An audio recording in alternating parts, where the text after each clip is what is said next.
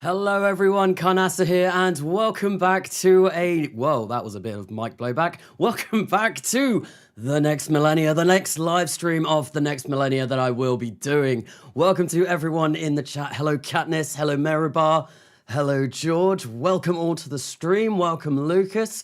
Yes, we have ignition and liftoff, and we are now in KSP in the next Millenia save. So let me just switch across to this and resume. And I saw in the stream chat at the beginning of this, someone did ask, is that a new launch vehicle in the thumbnail?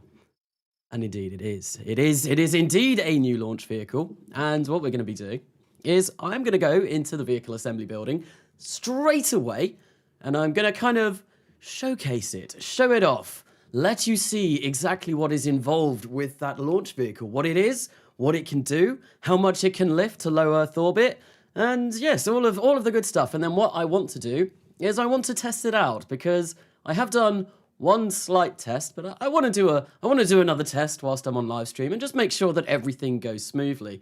And there are a few things that I might want to have a look at whilst we are in the vehicle assembly building. And I've gone and I've hired some crew, and these are all people from the Discord. So if you want a crew member in this series, there is the Kerbal application section over in Discord, where I go through and I basically go down the list and see who is next up on the list. And these were the first brave astronauts that the New Horizons Space Agency is going to be sending to their to space. Yes, to space, not their demise.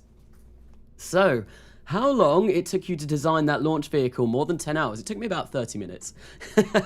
It probably didn't even take me that long. It really didn't take that long at all. Well, that's a bit of a clue about how much it can lift. So it's currently 120 tons plus LV test. This doesn't have a name at all. I've not really thought what I want to go for the name for this yet. But it's essentially, well, it's kind of going along the route of Starship with the super heavy booster. I can't remember the official name for that, but on the first stage, what we have is 21 Raptor engines. So the first stage is going to be powered by Methalox. So we've got a Methalox first stage, and I've decided to use the Raptors because they are throttleable, very deeply throttleable, and we can ignite them, I think, 4 times, which is going to be very useful for a reusable booster. Second stage, we've got 3 HG3s, which are, of course, a very, very nice Hydrolox engine. I'm probably going to be making a lot of use out of these. They're glorious engines, and they look beautiful as well. Thank you, Katniss, for the engine texture.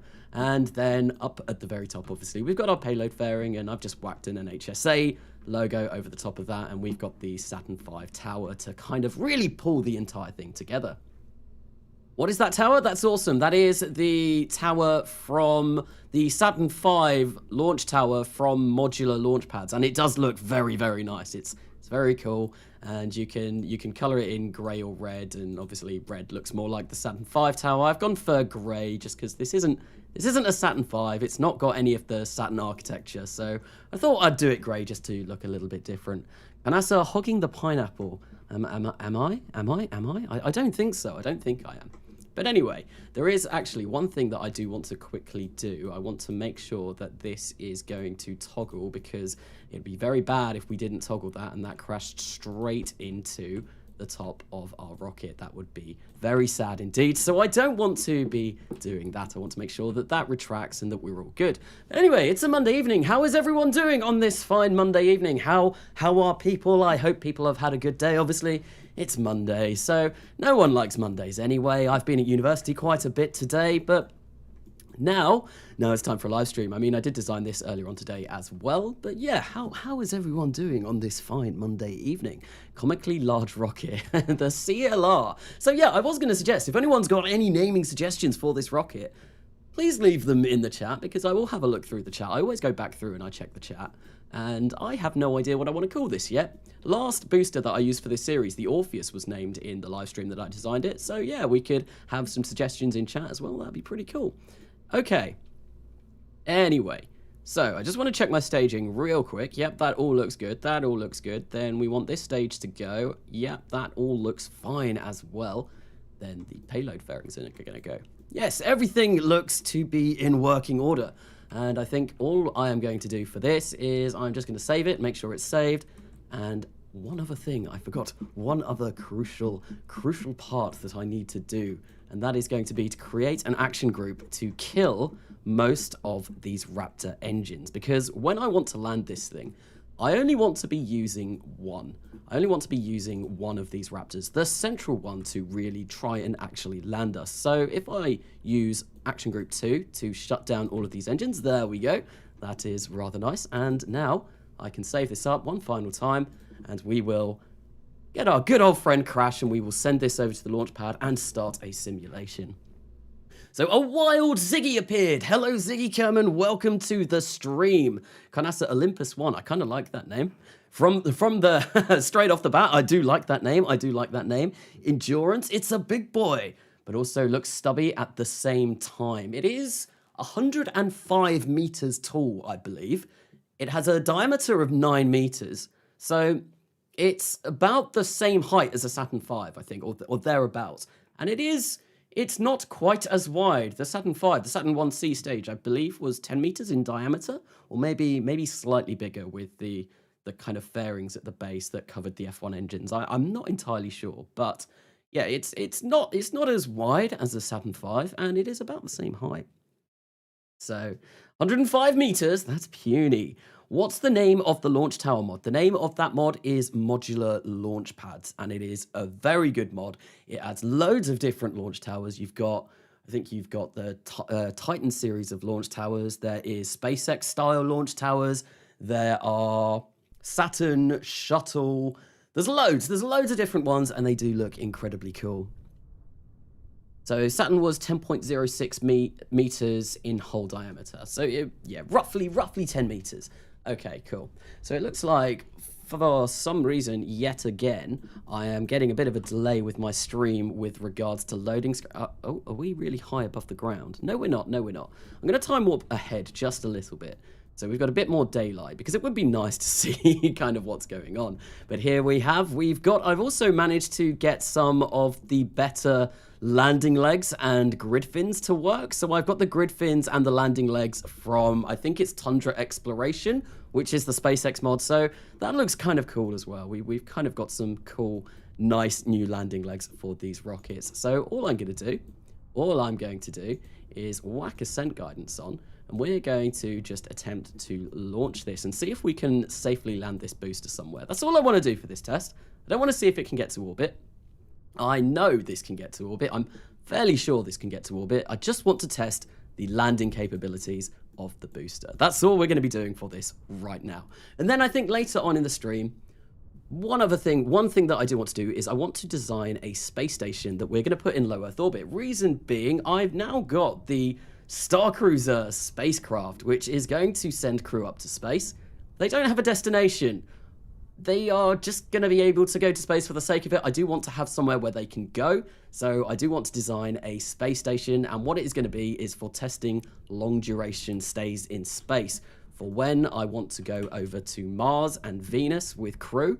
So that will be the main purpose of that space station. But I've hit one, and the launch, well, the dampening tower has retracted. And what we are going to do is we are just going to hit space. And there go those Raptor engines all firing up, and boy do they sound beefy. There we go, we have those all firing, and now we just need to detach the tower, and we are on our way to orbit. Well, hopefully. We're not going to see this follow it all the way to orbit, but we'll try and land this booster. Space Station McSpace Station face. Yes, that will. Are we getting suggestions for the name of the space station already? I don't know what I'm going to call the space station either.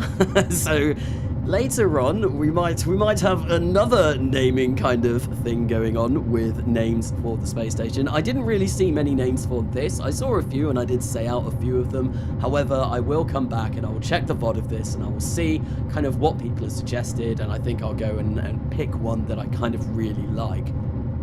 So one other thing that I want to talk about as well right now, whilst we're getting this into, well, we're gonna get this first stage up. One thing that I do want to do is for the Star Cruiser. I've tested that. It's done an orbital test and everything went really well. We managed to bring that back down safely in the episode that I released yesterday. So I think I am going to use that for crew transportation for the foreseeable future. However, it doesn't look that great at the moment. There is something that I want. I want to have kind of like a mission patch for it. And I could go in and design that myself, but I'm terrible. I am absolutely terrible at doing graphic design. So if there are any budding artists in the community and they want to design a patch for Star Cruiser, which bear in mind, this is going to be used quite an awful lot. It's my only vehicle that is capable of sending crew to space at the moment. Yeah, it would be nice to have some kind of really nice looking design on there, and I personally am not going to be capable of doing that. I mean, this is my design. I did some letters, and if we look, I did that. I did a little kind of horizon, an orange horizon, and that's about it. That's the extent of what I can do. It's really not great. It's really not great. Ooh, I hear artist needed. Pexa, yes. I think you have the artist role over on Discord now, because you do art all the time, and it does look very, very good over in the art section on Discord. I do talk. I'm talking a lot about the Discord at the moment. It's great. It's a really, really good community, so definitely worth checking out. So, hello, Conasa. Me6, hello, welcome to the stream. What mod am I using? This is just all of the Realism Overhaul mods, basically. There's an awful lot of mods involved with Realism Overhaul. It is a beefy mod pack, and what I'm using for, well, what this is basically kind of like the booster for Starship. We've got a lot of Raptor engines on our first stage. I don't think we have quite as many as the actual Starship booster is going to have. I think that's got more. I've only got 21. I think the actual booster will have a lot. Pesky Bird, hey Karnasa, hello, welcome to the stream. Welcome to another Monday evening Kerbal live stream, to a Next Millennia live stream. So awful lots of mod equal awful lots of lag. Yes, we're getting about 10 frames per second at the moment. This going up, and I think what I will do is I will time warp this to 2 times just to get. Oh no, the grid fins really did not like that. They did not like that at all. This one is kind of just hanging off, flopping around, flapping around even. I don't know, flopping or flapping. Could be both either. It could be both, but yeah. Doesn't like the 2 times time warp, so I probably won't do this when I do actual launches with this, but, well, at the moment, we want to kind of speed through this. We want to get back to the vehicle assembly building and design some space station stuff, and maybe there are a few other things that I would quite like to potentially showcase. Some kind of stuff, some kind of things that I have been working on recently, including some things that are going to go to Mars. I have a Mars transfer window in 311 days, and I do want to utilize that. I got my notebook out earlier today, and I was deciding, what do I want to send to Mars? What do I actually want to do? What do I want to send over to Mars? And I've got 5 separate missions that I want to send. And I've designed one of them, and I want to send them in 3 launches. And I've kind of like figured out which launch will go best with which. And basically, the missions that I have got at the moment, I'll read them out. I'll grab my notebook, and I'll have a look. So I've got a scan probe for scanning the surface of Mars, because that's going to be very important. I want those beautiful scans. Relay network, obviously, I want a relay network everywhere. I want to do a Phobos sample return, because I think that'll be cool. And then a polar lander or rover is something else that I want to do to scout for potential future bases. So the scanner and the polar rover will go in the same mission, and then the relay network and the sample return from Phobos will also go in the same mission, because they'll kind of be at the same inclination. And then the final mission that I want to send, which I've kind of designed something for, and I did a bit of testing earlier on today, it's going to be a glider. A Mars glider, and it works. It can fly at Mars. It can enter Mars from a low Mars orbit and begin a glide. Not all of the time though. It's a bit tricky controlling it, but I do want to send that over, so I think I'll try and send one of those over as well. So Phobos sounds good. You've got a scam probe. Yes, I will be scamming the Martians. We will be scamming the Martians out of all of their dust. I mean, that's all they have at the moment. Talking of Martians, I watched The Martian this morning, the film, for the first time. I'd never seen it before, and whilst I was getting ready for uni and I was doing a bit of Next Millennia kind of planning, I just decided to keep that on, and I really enjoyed that film. It was a good film. It's a good film. Very good film. I've been watching a lot of TV whilst I've been playing Kerbal recently. I've now set it up so that my second screen, has TV on whilst I watch. I mean that's a film, not TV, but yeah, no, I've watched all of The Expanse. I've watched all of For All Mankind, and I've also now watched The Martian. So I need to find something new to watch. I started watching Snowpiercer today, although that was kind of just on in the background. I haven't really been paying that much attention to it, so I don't know how that was. I don't really know the plot of that at the moment, but I wanted to check it out anyway. So, sorry, Carnassa, I unsubscribed from you. Okay, well, fair enough. But you're here now. You're here now. Gossip Girl. I'm not going to be watching Gossip Girl. Right, so there we go. This second stage is going to go off, and I'm going to turn off FMRS. We'll close that plugin, and I'm going to switch back to this first stage and see how this works. So we can deploy our fins, and I set action group 2 to be, did I press it? No, I didn't. To turn off a load of the engines. Very nice. Now all I need to do is point this retrograde, which hopefully it will turn around to soon, and we're going to just speed this up a little bit, and then when we pitch over, we will be able to light up that liquid, well, the Raptor engine, and hopefully slow ourselves down. But first things first, I need to unlock these tanks so we can actually fire up the engines again. So I've got another 2,000 meters per second of delta V, so that's not an awful amount to have to try and land one of these. We are going about 4,000 meters per second though, so we are going to have to slow down quite considerably. We'll see how this goes. Carnassa wishes he was as cool as Gossip Girl. Yes, I really do. I wish I was as cool as Gossip Girl, as Blake something. Blake Lively? Is that who's in it? I don't know. I really don't know. So we're going to fire up this engine again, and the grid fins seem to be having a little bit of trouble with this, but the Raptor has reignited, and we are going to burn this a bit to try and slow us down, because I think coming down at about 4,000 meters per second might be a tad too fast. Yes, I think we need to slow ourselves down quite dramatically. So how does reusability work with RO? Can you put new payload on the booster and speed up the build time that way with KCT? You can. I've still not changed my settings to be able to do that though, unfortunately. I do need to go in and I do need to change my settings. What is going on with these grid fins? Look at these! They're dancing.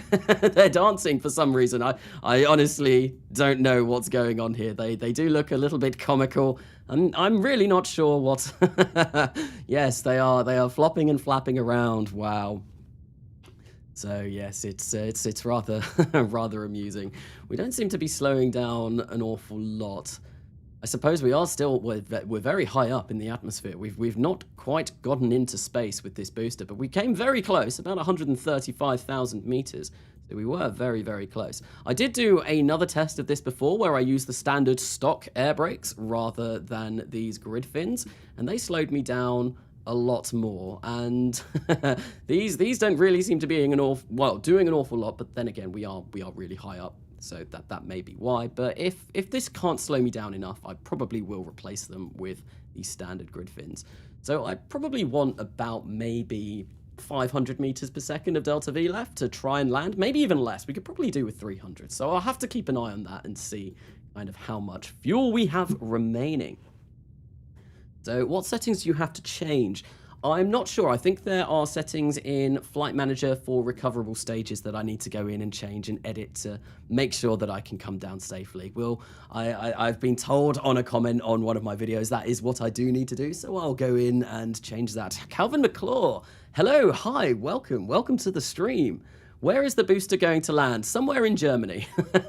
I've not got a designated landing site. We're just landing boosters in Germany because, I mean, that's why I'm launching from the UK, because I know that we've got all of Europe to pick as a landing site, and we can just kind of imagine that we have a designated landing spot. Once I start maybe delving into Kerbal operating system, KOS, a bit more, I will be able to hopefully pick a landing spot, a same landing spot every single time that I launch one of these boosters.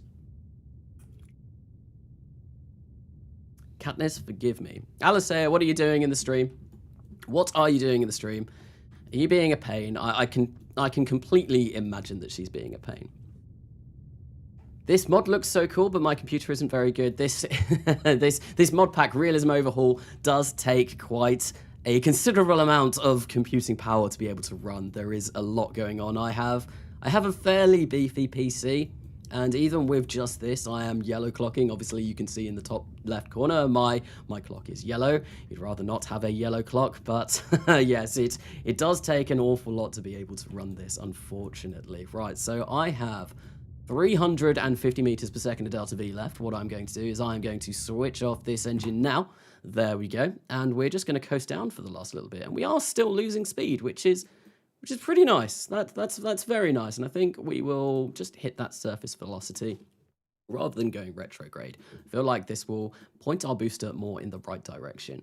So Canassa, will you make a test vehicle to test the programming like Grasshopper and Starhopper? I could do something like that. Obviously, I was testing the launch abort systems in my... Oh, we're getting a bit of re-entry effects from those grid fins. I was not expecting to see that. Yeah, obviously I tested the launch abort systems in the last episode that I did for the crew command modules that I have. So maybe we could do something smaller than this, or targeted landings. I don't know. Obviously, I've already got the Orpheus, which does just land wherever it pleases, but we'll see how it goes. So, Canassa, I think landing in the Alps isn't such a great idea. I don't think we're quite by the Alps. I think the Alps is, yeah, so we're landing here. The Alps are obviously kind of over here. I think we're landing maybe somewhere in the middle of Germany, or are we a bit further than Germany? I can't really see where we are. There's too many clouds in the way. There are clouds everywhere, so it's really difficult to see where we are actually coming down. So we are now moving at a nice 230 meters per second, going down all the time, which is pretty cool. So I just checked over chat. I have no idea what's going on over in chat at the moment. Yeah, so we are no longer traveling supersonic. We are coming down rather nicely, and yeah, hopefully, maybe we'll even hit, I don't know, so 150 meters per second whilst we're coming down here. We've got 284 meters per second of delta V to kill off all of our velocity. This is actually we're coming down a lot faster than the Orpheuses do anyway. They come down at about 60 meters per second. So I think I may want to start my burn at about 1,000 meters or so. I want to try and time this perfectly, because if I get this wrong, well, this could end up really bad. And we have got a bit of clearance from the engines. Right, we are now at 1,000 meters, so I'm going to fire up this engine. We're going to try and slow ourselves down. There we go. The Raptor has fired up. We are coming down at 100 meters per second. Let's... Oh, come on. I probably left this a little bit too late. Oh, 50 meters per second. Boom. That was too fast. Yes, that was too fast. Okay, so I need to start my burn a little bit sooner. Oh, we also ran out of fuel. Okay, so I probably need more fuel in here as well. But there we go. Somewhat relatively successful test. There are a few things I need to change. Did we lose all the engines? We did lose all the engines, but the booster remained. We just lost the expensive part. Oh dear. Yes, I need to make this stage slightly... Oh wait, no. Oh no, I do have fuel left. I just need to start my burn sooner. Obviously, we lost the engines, so that is why it says we don't have any fuel. So I think maybe... Oh, do I want to try that again? What do you think, chat? Should we try that again and see if we can land this big booster with the fuel reserves that I've got? Or should I get back into the vehicle assembly building, maybe make a few edits, showcase the Mars glider, stuff like that, and then get to working on a space station? Another thing that I do want to do in this live stream as well is the launch of the first crew in this series, because Star Cruiser is ready to go. Try it again. Yes, land. Okay, we will retry. There seems to be a unanimous thing saying try this again. So we will restart this and we will try and land this. I'm fairly convinced we can. I think I've got enough fuel. I've got more than enough fuel. Maybe if I save slightly more than 400 meters per second of delta V at the end as well, that might be a smart idea. Because I reckon we don't need that much. And then maybe start the burn at about, oh, I don't know, 1,200 meters rather than 1,000. That might just do it. That might get us down nice and safely. What's up, guys? Did Carnassa kill any Kerbals until now? No, I have not killed any Kerbals. I've not launched any Kerbals in this series yet, but I think on this live stream, today we will be launching our first lot of Kerbals ever in the next millennia. And as I was saying earlier on in the stream, I have gone through the Discord and I have picked a brave crew that are going to attempt to do this. So let's just launch this. Oh no, I shut down all of my engines. Oops, I hope that doesn't lead to problems.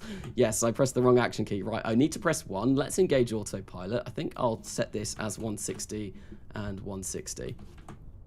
Because I don't think we need to go quite up to 180. And let's engage the autopilot. Let's hit space. There we go. The methane, the Methalox engines, the Raptor engines have fired up yet again, and we are going to be on our way up to space. And I'm going to see if I can physical time warp through a lot of this. Although, as we could see with the last launch of this launch vehicle, well, the grid fins did seem to have a bit of a mind of their own. They are flopping and flapping and flipping all over the place yet again. But, you know, no one's got time to sit and watch through a launch of one of these rather large boosters twice in a row. No, that's crazy. That's ludicrous. We want to speed this up as much as we physically can. So we are going to do that. Katniss is a fat boy lol. Why was that the one comment that I read in chat just then? Sorry, Katniss. Yes, sorry. Yes, episode 21. Wait, can't wait to show off what I'm working on in the next episode. Calvin McClure. Yes, he does have his series. Very, very, very good series. Definitely recommend go checking that out if you haven't already. Calvin McClure, very cinematic, very cool stuff. Very, very cool stuff. Show us the glider. I will be getting to the glider later on, probably. It's very simple. It's just a glider. It's kind of got one kind of cool little thing that I like about it that is a bit more interesting than, say, just being a normal glider. Because obviously, getting a glider all the way over to Mars and having a glider that works in Mars, you need quite a big wingspan. Mars doesn't have a very thick atmosphere at all. How do you get something with a big wingspan fit inside a payload fairing? Well, I've kind of come up with an idea, and I hope it does work. We will have to see, though. I don't think I've talked about the payload capacity of this rocket. It did say 120 tons plus, but it's more closer to 150 tons plus. So this can launch more than a Saturn V, which is going to be very nice for future lunar bases and, you know, all kinds of stuff like that. And I imagine what I will be doing is I will be launching components on this that we will send over to the moon, maybe parts of bases, maybe landers and capsules that are going to go over there, but I'm not sure if I'm going to launch crew on this. That may be something that I just leave to the Orpheus. So we launch the Orpheus with a crew capsule, the Star Cruiser capsule, Starliner, but in this series it's Star Cruiser, and then we rendezvous those in low Earth orbit, and then we send whatever this has launched to the moon, or something like that. I don't know, I've not really decided that yet, but that is definitely something that I do kind of want to look into, potentially, and see how that goes. So, can we maybe get that kind of chat out of the chat, please? There's Katniss, you can mute if you want. So, I don't really want to be looking over and seeing all of that at the moment. Anyway, so what we are going to be doing now, any minute now, there we go. We have main engine cut off, and we are going to be sending that second stage to space yet again. And what I want to do is transfer over to this stage. There we go. That stage is on its merry way. We're going to toggle the grid fins yet again. Yeah, we've not gone quite as high this time. Obviously, we've only gone to 160 kilometers. We are going to shut down the vast majority of these engines, come to this fuel tank, unlock the fuel tanks. So the reason why I lock these at the beginning is so that MechJeb Ascent Guidance doesn't use them, and it's an easy way of saving some fuel for a boost back burn. Well, not really a boost back burn, but a way of kind of slowing ourselves down in the atmosphere. We're not going as fast this time either. Oh, we might be. We very well might be. Right, so are we going to be able to flip over to the right way? Because as it stands, we're not turning. Come on, grid fins. I have deployed you. Why can we turn around? Come on, I need you to turn. We are very, very stationary at the moment. This is not ideal. Why isn't it moving? Come on, grid fins, turn us, flip us around. Let's go for retro, come on. Maybe when we start falling, descending, we will see this turn around. Oh, it does look like we are starting to get a little bit of a slight turn. So, Cheeky Breeky, welcome the Defroster, welcome to the stream. Any tips to get better at RSS RO? Probably the best tips that I can say, I don't know, watch videos on it. That's kind of where I learned most of my stuff, watching Scott Manley's Serious Business, watching Nathan Kell. Who else did I watch? I watched a lot of Cosmonaut Crash, so Cosmo has got a lot of RO videos, and he does go into quite a bit of detail about what he does. And yeah, So Not the Hero Type, doing a tutorial series at the moment. Definitely go check him out. He is the guy that runs my Discord, so I would highly recommend that. There we go. We are flipped around. The grid fins have done their job. So what I want to do is fire up this Raptor engine, and that should help us point to retrograde quite nicely and also begin slowing us down. And I think I'm going to save maybe about 500 meters per second of delta V in the tank this time, rather than just the 300. We'll see if that little bit of extra delta V will be enough to get us a nice slow landing. Hopefully, we don't need to burn as much as we did before, because otherwise, well, if we leave 500, obviously we've not slowed ourselves down as much here. So it's kind of curious. It's a balancing act, and it'd be cool to see where I need to kind of stop. Oh dear, that didn't happen last time. Let's slow ourselves down a bit more. Oh, we are getting some overheating. Come on. We need to slow down a lot quicker, a lot faster. Yes, this is not good. This is really not good. We are overheating. Something is overheating quite dramatically, but we should be slowing down. That engine is firing up. That's getting more and more, though. Whoa, yeah, I think going to 160 kilometers may have been a bad idea. It may have been a bad idea. We are really starting to slow down now. We're getting over 10G with this deceleration. 1,311 meters per second left. We're really not burning this very fast. Ah, there we go. The overheating has gone, though. Is this even doing anything? Because, yeah, this really isn't slowing us down at all. So Conasa, even Ray Space does too many RO RSS vids. Too many? Ray's releases like a video almost every day, I believe, doesn't he? I don't know where that's coming from, though. I kind of missed where that was coming from. So I still got 900 meters per second of delta V left, which is kind of nice. I think I didn't burn this quickly enough. Did we have an ignition? Did we have some kind of failure on this? Right, I'm going to kill the engine there, and we are going to start speeding up again. Please don't tip. Just follow the surface velocity indicator, please. So Kanasa, teach me RSS. I want to go to Neptune. I'm struggling teaching you how to play generic stock KSP at the moment, so I've got no idea how I'm going to teach you to do RSS. It's quite a bit harder. There's a lot more that you have to think about than stock, so it could be something that I do look at doing. Maybe our series of doing Kerbal Space Program together later on, we could do something.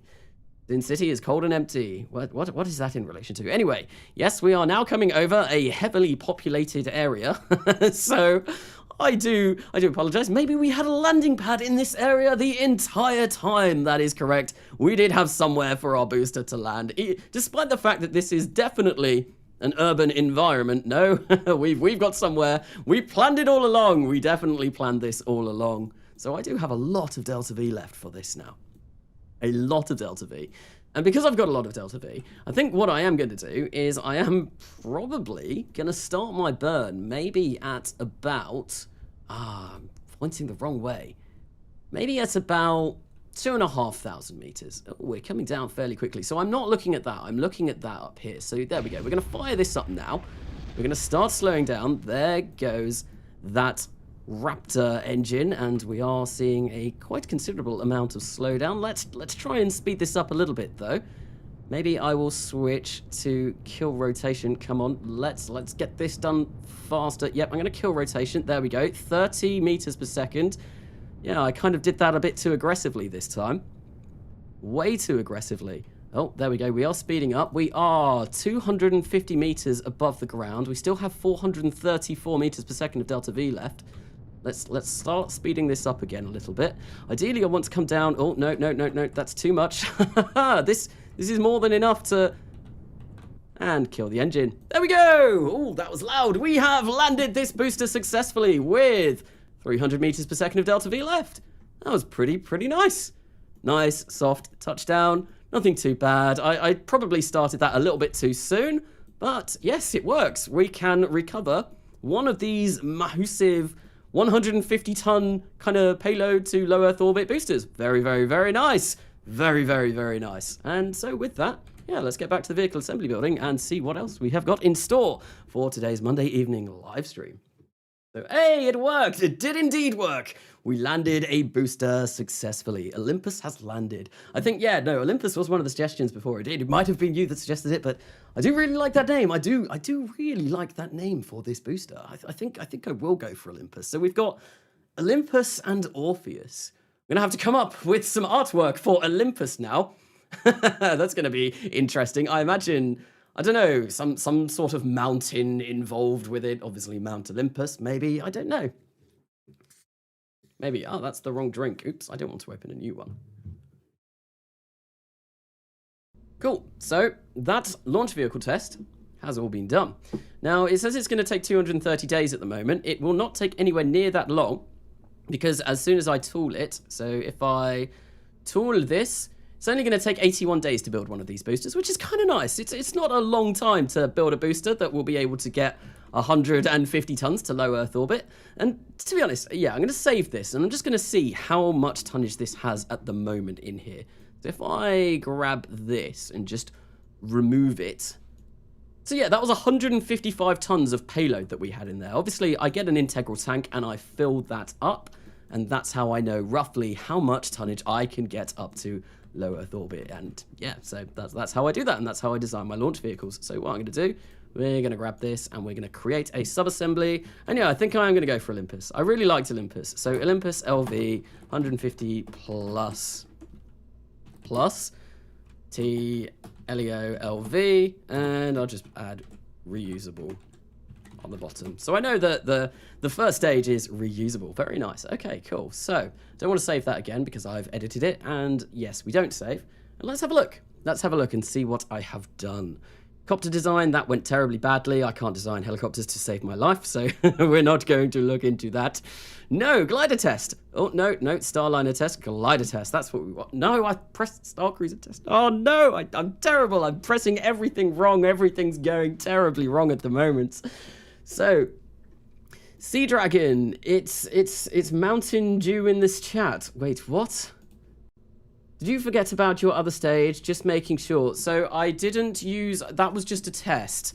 And I didn't want that stage to go, I didn't want to follow that stage. I know that stage will be able to get us to orbit. So I didn't really need to test that. So that's why I left that where it was. So yeah, glider test. And all it is, it's very simple. Very simple. It's basically a missile. Oh, hang on. Have we lost the, oh no, we've not lost the tail fins. It's basically a missile. And these wings here, well, if I get infernal robotics, yeah, we can just, oh, there we go. We can move them around. We can move them around, which is going to be really cool. So when we launch this, all I'm going to do is I'll launch it like this, and I'll send it to Mars like this, and it'll fit a lot nicer in a payload fairing. And then all we need to do is when we get to Mars, is just make sure that the wings are deployed. I think that'll be, I think that'll be quite cool. A quite cool way of getting a glider over to Mars. So yeah, that's what that is. And then I think there was something else that I was going to do. I think that's basically all I wanted to show in here for now. Maybe what we will do now, I think, is probably send our first crew up, because I am going to need an awful lot of money to design this space station, especially if we want to use one of those new big boosters that I have just designed, the one that we just saw. Yes, that's going to cost a lot to tool and buy all of the components for. So yes, I think probably we need an influx of cash. I've got 2.5 million at the moment, which is it's a reasonable amount. It's not huge. So yeah, let's leave this and let's launch our first crew to space.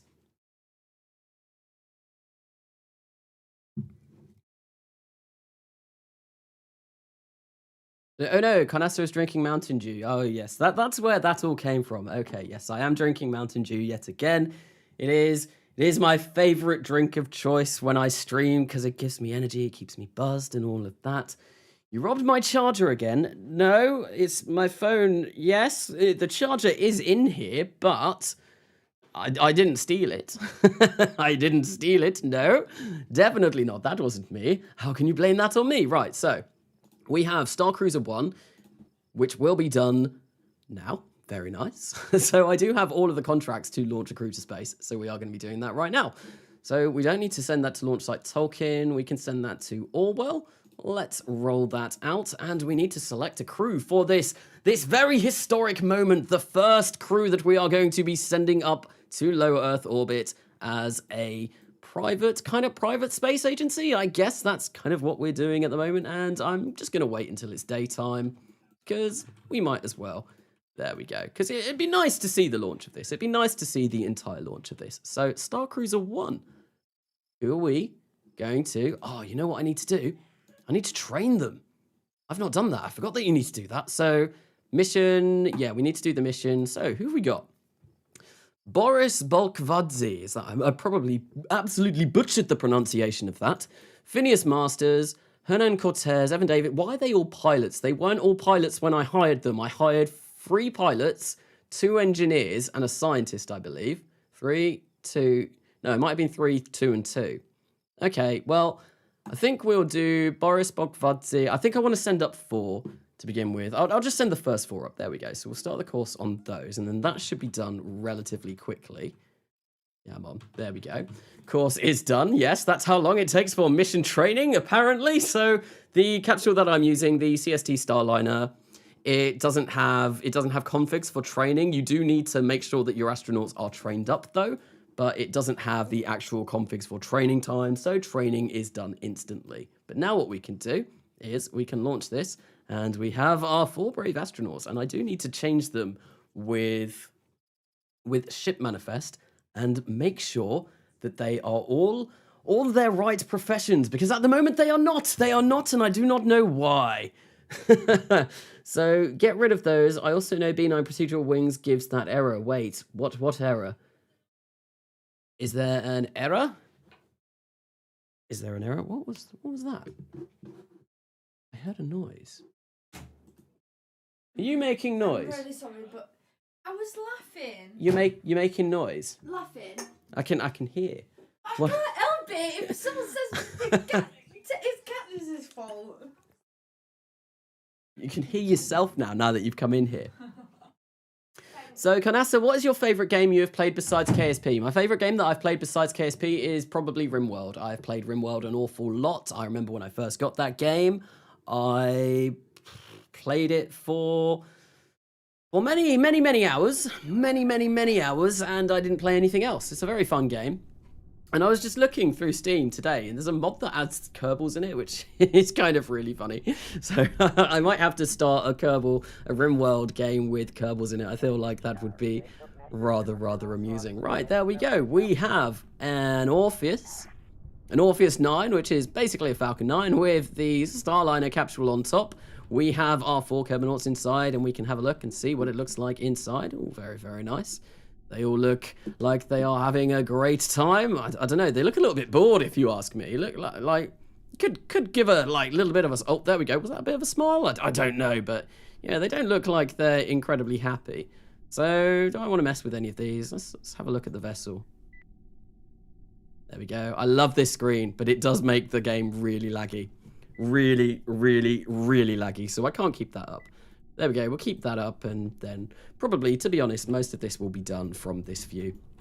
It does look cool, does look very cool. Okay, so staging. That all looks to be correct to me anyway. So, we're going to launch at this inclination. Yes, we're going to go for 160 kilometer orbit. Yeah, we're going to engage autopilot. And that should be good. That should be good. We might need to use a little bit of the final stage to get us into orbit, though. So that's going to be interesting. Anyway, I think it might be 2. Yes, 2 was to get rid of that launch tower. And we are going to be on our way. And I think what I want to do is I do want to hit start recording, because I probably will want this in an episode of the next Millenia. Being our first crew launch and all of that, it's a monumental kind of monumental time. It's a monumental mission, the first launch of a crew. But here we go, on top of an Orpheus 9. We have the crew. They are ready to go, and I'm going to count down from 3, 2, and 1. And there we go, the Orpheus 9, the 9 Merlin 1D engines have lit up, and we are going to release the launch clamp, and we are on our way to space with a little bit of lag there. Well, that cut out very briefly, not entirely sure what was going on there, but no, we are on our way. Oh, there's more lag. More lag. it's lag. Just a very laggy rocket, apparently, but we are on our way to space now. There we go. We have cleared the tower, and the crew seem to be doing okay. There we go. We can see the rocket spinning round, and we can see, yes, this is indeed an Orpheus 9. Godspeed, DM2. Yes, this is the demo, the second demo mission of this crew, due to the fact that the first one was completely uncrewed. Because I really wanted to make sure that everything was exactly right. I don't want to send crew up to their deaths in this series. Everything has to be perfect. We can't leave anything to chance. Everything must go according to plan. So, Carnassa, the CCAN mod pack is missing some mods, or it's my impression. So, the CCAN mod pack for this, I said in episode 0, don't just download that. You need to download RO properly. What you're gonna have to, the only reason why I put that in a CCAN mod pack is kind of like the extra mods that I've got for this series. So you need to, I've got an install video on how to download and install RO. So kind of follow that, and then yeah, use the CCAN mod pack for additional extra mods that aren't usually maybe not entirely associated with Realism Overhaul. So 23,000 dongs equals $1 US. Okay, is that a currency? I don't know. Roll program is complete, and we are on our way up to space. Look at it. I really like how this rocket turned out. This was the rocket that I designed on a live stream quite a while ago, which is why we have all of these flags on here. Because, yeah, the flags were, loads of different people called out for different flags that they wanted to see on top. Oh, what's going on here? What's going on here? Yeah, they wanted to see different flags on top of this rocket. So how are we doing? We're going 380 meters per second. And I do believe we are going to need to use some of the capsules, the service module for the capsule stage, to finalize our orbit. So how do you make the land around the launch pad? How do you make the land around the launch pad bigger? I'm launching from the United Kingdom. I'm not launching from Cape Canaveral, which may be why. I'm launching from Norfolk in the UK. So the reason why I'm launching from Norfolk is because it's quite close to where I'm from, where I live. So I thought it would be nice to launch somewhere close to home. Although that being said, the inclination is 52 degrees, which makes launching to the moon and interplanetary rather challenging. It's definitely rather difficult because well, yeah, it's not easy to launch into alignment of the moon or do anything like that. But there we go. We are starting to pick up quite a bit of speed now, and I think I will just physical time warp this by 2, so we don't have to sit around forever whilst this makes its way up into orbit. Hello, Jeremy Hill. Hello, and welcome to the stream. Welcome to the next live stream of the next millennia. What we're going to be doing here, we are launching our first ever crew to low Earth orbit. Then after this mission is done, and hopefully I should be rolling with funding, rolling with money, what I'm going to do is I'm going to go back to the vehicle assembly building. We're going to work on some space stations and maybe have a look at some of the more Mars stuff that I want to send over. I'm not sure. I'm not completely decided what I'm going to be doing yet.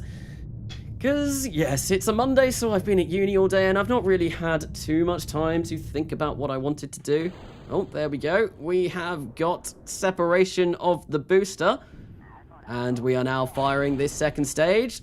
Very, very, very nice. There we go. I need to make sure that I toggle the engine, because it does not do that automatically when we fire that up. Yes. It does indeed look like we are going to be using some of the propellant from the service module to finalize our orbit. Not that that really matters. That stage, as we can see, will have about 1,100 meters per second of delta V left, which is more than adequate for doing any kind of rendezvous maneuver in low Earth orbit. I don't need to worry about that at all. No, that will be fine to rendezvous with whatever space station or whatever we're going to be doing with this crew capsule. Yes, that will be more than enough. So Carnassa, add a flag for the untied pogs of Kerbal. Bragging rights? I'm not sure what that is. I'm not sure what that is. Where's the Saturn V launch tower in modular launch pads? I haven't got that one. It should have its own kind of section, I believe. I know the version of modular launch pads that I've got at the moment was the one that was up to date as of about 2 months ago, I think. I think it was about 2 months ago that this was up to date, but I can't remember. Oh, we're rolling. Let's turn our RCS on so we can try and stop that roll. We don't want to be rolling all over the place, no. But yeah, no. Oh, we're coming really far away from our 90 line. What's going on here? What has gone on? Something terrible has happened. We haven't had a failure on this or anything, have we? No. The crew, everything is nominal. Main engine cutout was fine, everything is nominal, and everyone is kind of looking rather happy. Yeah. There's a bit of cranking coming from the cabin. Hopefully that's not too bad. Oh, there we go. We've completed some contracts, which should mean we have some more money. Maybe? Do we have more money? Do we have money? Well, we've got almost 3 million funds now, which is rather nice.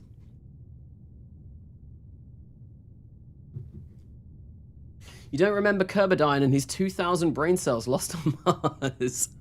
I do remember Kerbadine landing on Mars. I think it was Kerbadine and Oliver Arrowood who were the two astronauts who landed on Mars, and it was Felix Yu who was in the orbiter who stayed on his own for 30 days, whilst Kerbadine and Oliver Arrowood were on the surface conducting all kinds of scientific experiments, I believe. It's autopilot. What missions are you doing right now? This is the first ever crew that we have sent to low Earth orbit. First ever crew for New Horizons Space Agency. And they are in space, so we have made it to space with them. We are very, very well. We're 20 kilometers above the space line from our real solar system. So yeah, no, first crew that we have sent up to orbit, and everything is looking good. Liquid oxygen reserves are low, of course they are, because we have almost finished this stage, and it's just going to be a 65 meter per second burn to finalize our orbit. MechJeb UI is in autopilot. That's what you were what? Well, what? I'm a bit confused. So, hang on. I'm confused. I don't know. Oh, that didn't look good. That was very, very, very close to scraping our engine here. That would have been a bit of a disaster. Yes, we really wouldn't have wanted that to have happened. So once these guys get to low Earth orbit, I'm not going to do them an EVA. I'm not going to send them out on EVA.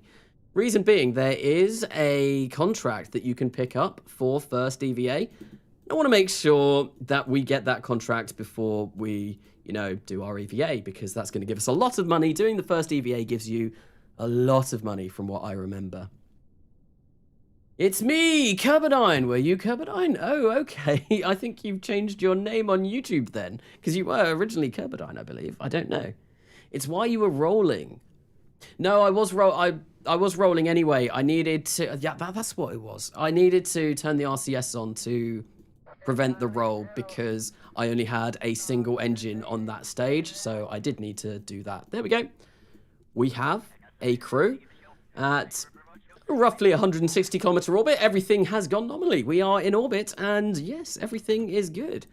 Everything is very good. Do we need to keep them up here for a certain amount of time to fulfill the contract, though? Or do we just need to get them up here? Crew record count of 2 crew, 5 kilometers. Yep, there's going to be a lot. There's going to be a lot of completed contracts here. Past the Kerman line. Oh, we need to return home safely. Of course. So we need to remain in orbit for an hour and 30 minutes. Okay, so we need to stay up here for a while. How much life support do we have on this? Star Cruiser 1, how much life support do we have? Around 4.5 days. So we can also complete the first day in orbit contract. And I think that's exactly what we are going to do. And in order to do that, I don't want to focus on Polcam. No, we want to focus on Earth. And we're just going to skip forward a day until we have completed both of those contracts. So, hi Dujit, welcome to the stream. He wanted to see Neptune's private parts. What is that all about? What is going on in chat at the moment? We shouldn't be saying these kind of things. Is this Orion Linux user? No, this is not Orion. This is Starliner. But I think Starliner's Boeing's kind of capsule concept. I think it's Boeing that did Starliner. I might be wrong.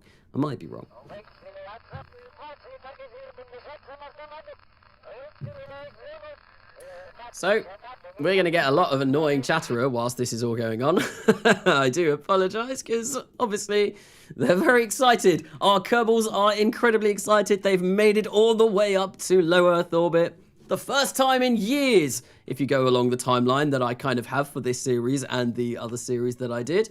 Yes, it's been a very, very long time since we've sent anyone to orbit. And in fact, actually, the last people that were in space were the crew that went to Mars. So, I mean, that's a pretty big mission. I do need to eventually get to Mars again on this save, and I am going to do that hopefully sooner than later. I kind of maybe want to aim for about somewhere in the 2010s to get a crew over to Mars. I think that would be quite cool. Starliner is Boeing's, Orion is Lockheed Martin. Okay, yes. I was right. I remembered something. That doesn't usually happen. No, it does not. Right, so we have spent a day in low Earth orbit. Fantastic. Hopefully they're not too uncomfortable in here. I'm sure there's enough space for everyone. Although it does look like Phineas Masters, I don't know, all of them are pretty happy. Evan David, maybe not quite as happy as some of the other Kerbals, some of the other astronauts that we do have in this capsule. So, all we need to do is, of course, point ourselves retro. If our RCS would fire. Maybe it would help if I turned it on. There we go. We need to point retrograde, and we need to begin setting ourselves down. And I think it would be kind of nice to land somewhere, maybe around the Indian Ocean, maybe near Australia. I want to land in the ocean. I feel like an ocean landing is going to be much, much safer than a land landing. So let's fire up that AJ-10 190, I think, is what I've got on here. Let's just lower our periaps, and yeah, I don't know why I'm pressing shift. This engine is unthrottleable, so pressing shift really isn't going to do an awful lot here, but you know, it's nice to think that we've got some kind of throttle control, maybe. And I think, yeah, if we get that to down to about maybe 30 kilometers. I feel like 30 kilometers would be kind of like a nice kind of point to aim for this. And then we will just, get these guys back safely. So, Kanasa, are you going to dock to Gateway? I don't have a gateway or anything like that at the moment. I'm gonna probably, oh no, that was way too much. I'm probably gonna build maybe some kind of small space station around the moon. I don't know yet. I want to build, so basically for this series, I want a station around Venus, I want a station around Mars, I want a station around Earth, probably the moon, but in Kerbal Gets Real, I don't know, I kind of like did the whole space station around the moon quite considerably. I spent quite a few episodes on it, and the space station was quite large by the end of that series, so I'm not sure if I want to go back down that route again. I might do. We'll see how it goes and see what happens, see how long this series lasts for. It might be something that I do potentially do down the line. Right, so we need to point retro, and we need to make sure that we decouple this and bring these guys back down safely. Where are we at the moment? We're over the Middle East, so I reckon we'll probably come down somewhere in the Indian Ocean, maybe. Okay, right, so we have. I need to decouple this. It's a real shame because you can't release this clamp as far as I'm aware, which means when you decouple this section, let's have a look. Is there anything here? Is there anything that I can use to release that clamp? I don't think there is. But yeah, if we hit this jettison service module, well, we're going to flip all over the place, which is less than ideal. It's really not ideal, and that's also made our periaps go down quite dramatically. Probably shouldn't have done that. What we want to do is we want to activate the RCS on here. Quick, quick, quick. Turn the RCS on. There we go. And we are going to go retrograde, and we're going to force the roll of 180 degrees. And then that way, hopefully, if that is correct, or it might just be 0 degrees. Yeah, I think it's 0 degrees. There we go. If we go 0 degrees, retrograde, we should be able to use the descent mode of this capsule to get us nice and safely down. We'll get rid of that as well. There we go. That can go. We don't need that anymore. Bye-bye, nose cone. See you later. You're just going to burn up in the atmosphere relatively soon. But we don't need you. We used you for our launch, and you were useful. But no, we don't want you anymore. F for the Kerbals. What's wrong with the Kerbals? They're going to survive. They're going to be good. Ah, ye of little faith, it's all going to go according to plan. This is exactly why I tested an abort system. I tested an uncrewed version of this mission before sending crew up, because I needed to make sure that this was going to be completely safe. I really needed to make sure this was going to be completely safe. And it would just be my luck if I happened to kill 4 Kerbals on stream right at the start on the very first mission that the New Horizons Space Agency is going to be doing. If that happens, I might as well just say, nope, screw it. Nope, no more crew ever. We're not doing crewed missions. NHSA doesn't do crew, not after that first flight. But no, we should be all right. I think, where are we coming over? Yeah. This was very, very close. I think I landed a longsword along this section once in Kerbal Gets Real quite a while. So what are we doing? Someone is here. Someone is here. Someone is indeed here. Welcome to the stream. We are just finishing up our first ever crewed mission to low Earth orbit. And it's gone rather swimmingly well. Swimmingly well. Really, really good. Can I say, is there a mod to build underground bases? Not as far as I'm aware, no. I'm fairly sure with Kerbalism and maybe with RO Kerbalism, you can now use drills to drill regolith to add shielding to your bases, I think. But I might be wrong. I don't know.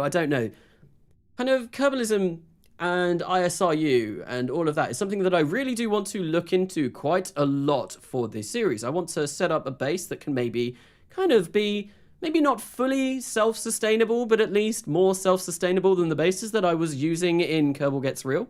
So we'll see kind of how that goes.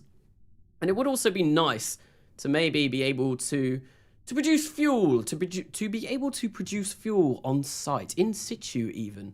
So I'm fairly sure you can produce methalox, as I mentioned in the episode that I released yesterday. But I feel like you should be able to produce hydrolox as well from water. So I imagine if you are able to create methalox, hydrolox shouldn't be a huge step away from that, potentially. Katniss is not wrong when they say they're the coolest. So, yes. So, hey, Carnassa, I want to see you recover that little life support, whatever, and the solar panels. That's going to be really hard. The initial design that I had for the Ava crew capsule, it would have been really difficult. So I do want to potentially at some point do a fully reusable kind of spacecraft with crew on it. But that's going to take me a really, really long time to kind of figure out everything to do that. Because obviously I need engines that are going to be able to maneuver me around orbit. And in order to kind of place a heat shield around them, how am I going to... There's a lot. It's a logistical nightmare is what I'm saying. But it is something that I do want to attempt to do maybe at some point. And the problem with going the Starship route in RO is that tanks in RO, you can get the Starship tanks, but I don't think they have much thermal protection whatsoever.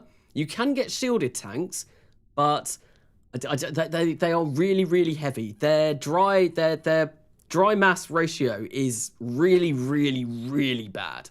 Really bad.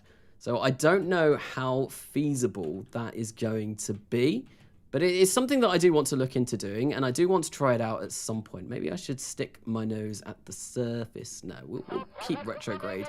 Force roll, and yeah, we're going 4 times physical time warp. Let's get this capsule down. Let's get this crew home.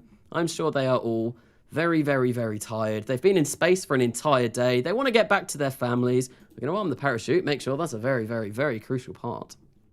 Is this a Starliner replica? Yes, this is Starliner. This is Starliner. This is the Starliner from RO capsules. So it was, I kind of, I don't know why I went Starliner and not Orion. I really don't know. I think Starliner just happened to be the first one that I saw, and I was like, yeah, let's do Starliner rather than Orion. So Kanasa, my MechJeb Ascent guidance isn't working in RSS. How so? What is the issue that you are having with Ascent guidance?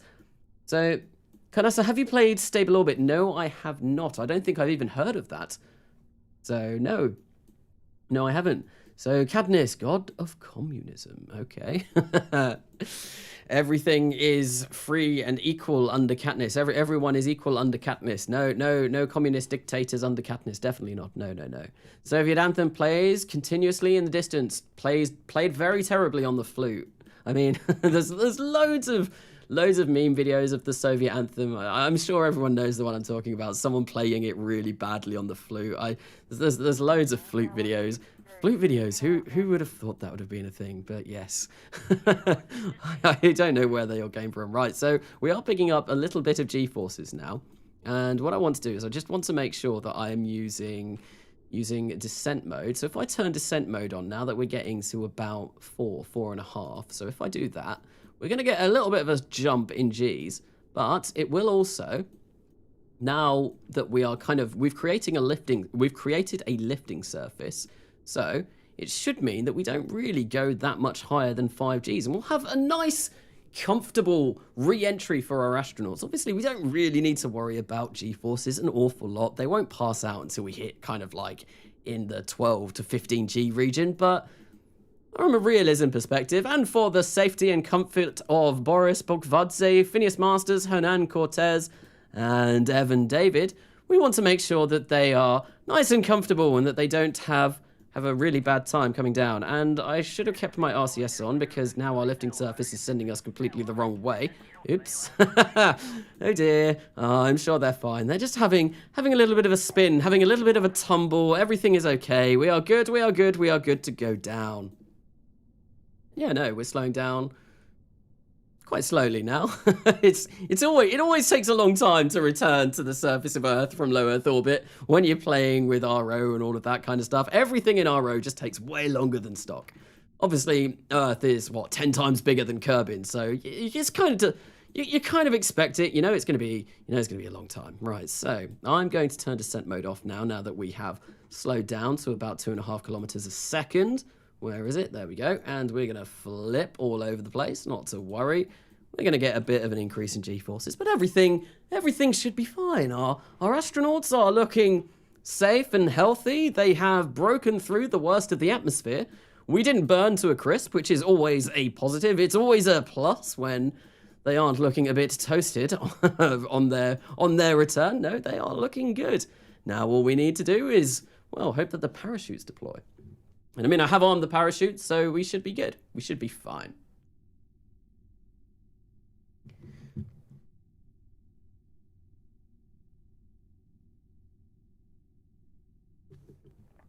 So Kanasa, high-ranking Discord members can request private missions ranging from 1 month to a landing at the first window and can have a pre-selected crew or a random drawing. So where's that? What's that in relation to?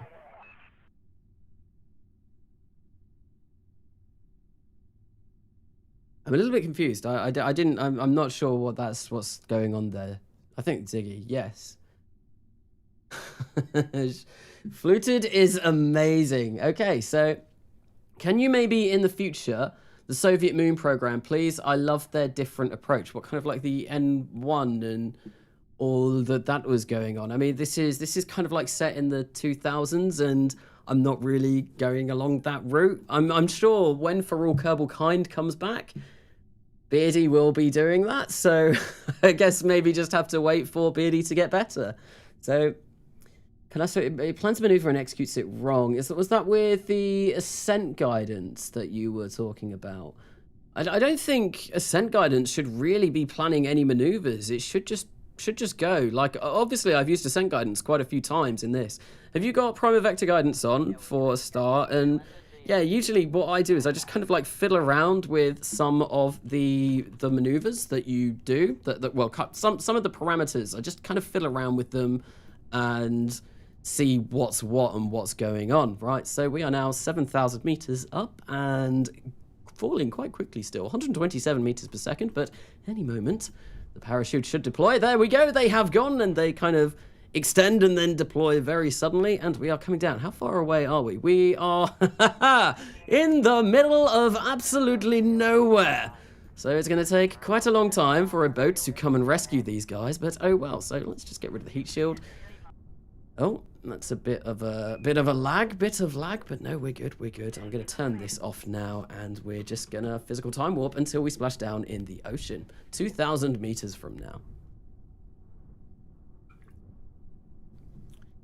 So, Kanasa, would you rather build the Endurance or the Hermes? What's the Endurance from? The Endurance from what? So, the Hermes is the craft from The Martian, isn't it? Because like I said, I mentioned earlier on the stream, I literally watched The Martian for the first time this morning. I really like that film. Really like that film. And yeah, no, that looks quite cool, the craft from The Martian. I think there are parts that I have got for it. I know the centrifuge rings, I've got parts that look like that. So, Interstellar. Oh, is it the one from Interstellar? I can't actually remember what that looks like. It's been such a long time since I've seen Interstellar. I need to watch that again. I think it's been about 3-4 years the last time I watched that, and I do like that film. It's a bit like weird at the end, and there's a yeah, but I did enjoy that film. I did enjoy that film. I like Christopher Nolan films. I really like Christopher Nolan films. Like Inception, I love. I saw Tenet last year, and I thought that was great as well. So, Kanasa, you like Iron Man, Mark Watney. I did indeed. I really liked that. It's like, I want to be Iron Man. Yeah, no, that was really, really funny. But I'm not going to say any more about that. I like talking about like things that I've watched, but also at the same time, I don't want to spoil anything. And obviously, The Martian's been out for a really long time. So hopefully, if anyone will have wanted to have seen it, they'd have seen it. But that bit was great. That bit was really great. Right, so we have safely touched down in the Indian Ocean in the middle of nowhere. We have brought down our first successful crew mission. They are kind of flailing all around in the water. Don't really know what's going on here. But yes, we are good. So yeah, this capsule, the Starliner capsule, does look a bit bare at the moment. And I did mention it might be nice to have someone do kind of like a mission patch, or at least kind of like a logo for Star Cruiser, which is what this is called in my universe rather than Starliner. I just wanted to call it something slightly different. Right, so I'm going to have to try and wait until this is not moving at all. There we go, 0.0 meters per second. Let's recover this vessel. We'll go for a normal recovery, and hopefully when we get back to the Space Center, we should have an awful lot of money. Kanasa, what is your favorite music? My favorite music? I don't know. I grew up listening to a lot of pop punk and stuff like that. And yeah, so I was always big into like Green Day, Blink-182, Yellow Card, kind of Fall Out Boy, all of those kind of bands when I was younger.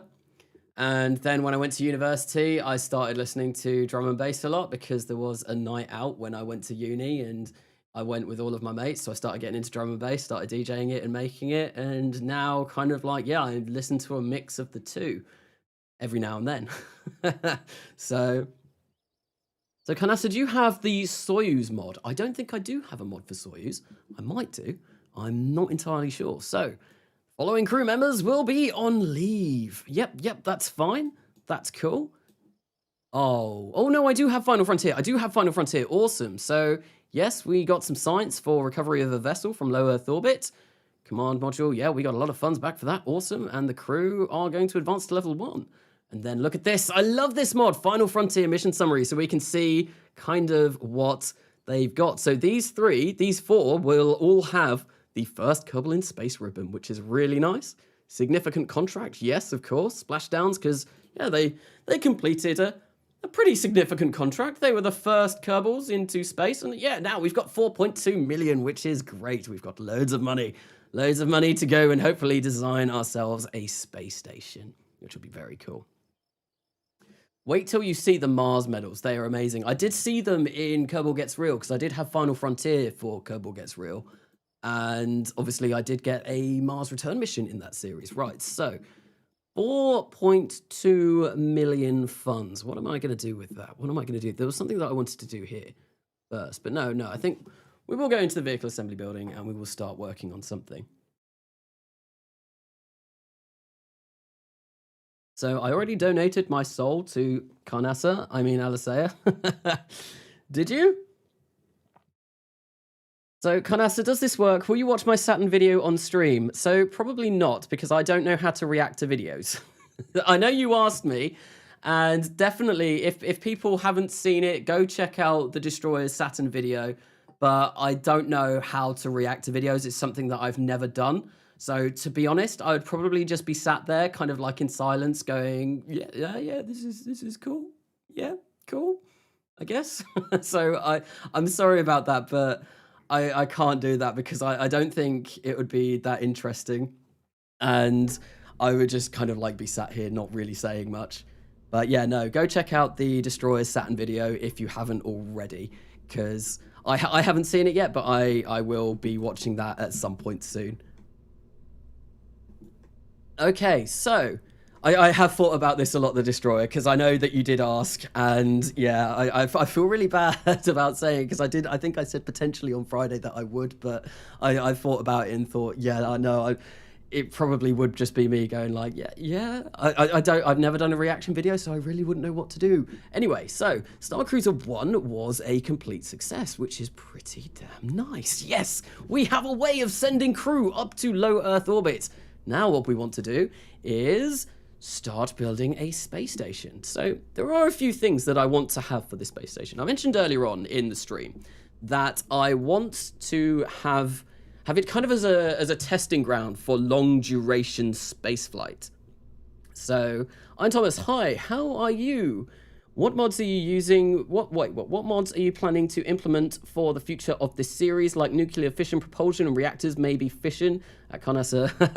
Probably nothing like that. This is still going to be kind of like ground in the basis of reality. It's going to be kind of maybe using some kind of very, very, very near future stuff, but nothing like Interstellar or anything like that. So, Kanasa, how's the Saturn V to Saturn going? I was potentially thinking of doing that today at the start of this stream, but I'm not sure if I'm going to continue on with that, purely because the Destroyer has done it already, and he's landed on Mimas, and I did want to follow it through to its completion, but I don't know, it's already been done now, so I started doing that, and someone beat me to it, so I'm not sure if I want to carry on with it. So, hello, I saw a comment from Beardy. Ooh, what's this? Hello, Beardy, welcome to the stream. This is the next Millenia, my realism overhaul save, and what I'm going to be doing now, we're going to be sitting in the vehicle assembly building, working on building a space station. So, Kanasa, can you build the space station from Observation Game? I don't think I've seen Observation Game. No, I don't think I've seen Observation Game, so that would be really difficult. Hang on, let me get it up on my second screen, see if I can see what we've got that's going on here. Let's type in. Oh, why do Mac keyboards? Why? Yeah, I've got a Mac keyboard for my second PC, well, Mac that's up on the side of me, and it's wireless, wireless, and it runs out of battery all the time. So Observation Game Space Station. Let's have a look. So, oh, it's from a game. Wait. Oh, it's a game, not a film. Hang on, let's have a look. Observation, no code. Can't really see much about it. No, I can't see much about it at the moment, so I don't know. Sorry about that, but I'll have a look. So I certainly can't do a live stream of KSP with enough enthusiasm like Connors again, so I think I know how you feel about a React video. So yeah, I try and keep everything enthusiastic, I guess. It's just kind of like, yeah, I don't know. I psych myself up. That's why I drink Mountain Dew, because it pumps me full of sugar. Fill the diabetic full of sugar. Yes, that won't go badly. That really won't go badly. It's fine. I've got an insulin pump in, and I do make sure that I inject myself with all of the correct doses that I need to be able to drink drinks like this. Right, so space station. There are certain parts that I want. Long-term habitation. This is what this space station is going to be for us. That's all it's going to be. We're not really kind of going to use it as a staging ground to go to the moon or anything like that. No. All I need for this space station is to test out long-term habitation so that when I send crew over to Mars and Venus and all of that, we can see kind of how they are going to break down, how their stress levels are going to cope and all of that. So one thing that I do want is a centrifuge, and we have them. We have them in RO. They're not RP1 supported, but they are RO supported. And we are in the year 2000, so I feel like the accelerated timeline that Kerbal Gets Real went through, I feel that we are more than able to have these kind of centrifuge rings in the early 2000s. I'm really struggling talking today. So Kanasu, you know that Mountain Dew can dissolve a rat in 30 days because of how acidic it is? Nice. I'm sure my stomach lining is also incredibly acidic, being filled with, what was it in your stomach? It's not sulfuric acid, is it? Is it? Oh, hydrochloric. No. I can't remember what acid it is in your stomach. Cool. It's been a while since I've done chemistry or anything like that, so yes, I've forgotten. So, I want a centrifuge ring on here, so that's why I've got this up. This weighs 6 tons. That's not all that bad. Ideally, I don't want to build the space station all in one launch. I want to do it in several launches. So I think I might launch this up on its own. Hang on. How much tonnage can my Orpheus Small get to low Earth orbit? 5 tons. So we're going to have to use an Orpheus 9 for this. Okay, that's not too bad. So with this habitation ring module, I've got a leeway. I can send another 20-ish tons to low Earth orbit with this. And I feel like I'll probably put the station at about 300 kilometers in altitude. I feel like that's a kind of nice-ish kind of area for a space station. I feel that will go well. So I was talking about the rings from the Hermes. So yeah, this is from the Hermes, I'm fairly sure. It looks pretty much like the Hermes rings, if I am correct. If I enable the habitat, there we go. Look, it looks very, very much like the Hermes habitation ring from The Martian. So I'm fairly sure that's where this is from. Oh, it's called the Mercury. It's definitely yeah, it's called the Mercury. So Mercury, Hermes being the same god, one being Greek, one being Roman. So yeah, that's definitely from The Martian, that ring. Right, so we have a hab ring. We have a habitation ring. Can we actually fit Kerbals in here? No, we cannot. Okay, that's fine. And we are going to need, I think, yeah, maybe I'll put some supplies. I need to turn my phone on silent. It is on silent. Why did my phone just go off? Oops. Right, so yes, hab ring, that's fine. Now, ideally, how do I go about building a space station? Let's get all of the stuff that we are going to need. So I do want this lovely Kerbalism engine config. That's going to be very, very nice for what we are going to be doing. Yes, because that means I can just come into here and I can hit at the click of a button and have everything in all of its proportions that I'm going to need. Right, so if I do something like this and we are going to enable that. Yeah, I don't like how that looks. I definitely don't like how that looks. I think I want... Ideally, I want this kind of stuck on the side, kind of like welded on, maybe with a docking port. I want this to look pretty cool. So I think, yeah, we'll go with this. We'll go with this. And that's fine. Okay. No. I'm changing my mind all the time. I'm changing my mind constantly. So what I'm going to do is I'm going to get the crew tube. We'll get a crew tube, or we'll get structure procedural. I'm not playing with connected living space on this save, just because it's so infuriating when things that don't match up should do. I'm going to build like all of my craft so that it should technically, everything should be able to be moved through. I'm not going to kind of like have Kerbals moving through engines to get to different parts, but I'm not going to play with connected living space because it can get really infuriating. I think I might remove it from coming home as well, just because that's really annoying. But the poll that I did the other day is kind of suggesting that I won't be doing any more coming home for quite a while. because I'm far too busy with everything that I've got going on at the moment. I've got a lot going on at the moment. I've got something new that I'm going to be starting soon as well. And yeah, I've got university, 2 Kerbal series at the moment. It's just too much. So unfortunately, that will be shelved for the foreseeable future. But I will bring that back once I have a bit more time. But I don't know when that will be yet. Probably summer. Probably around the summer. I finish university in June. So yeah, summertime. And coming home will come back. So why is it infuriating?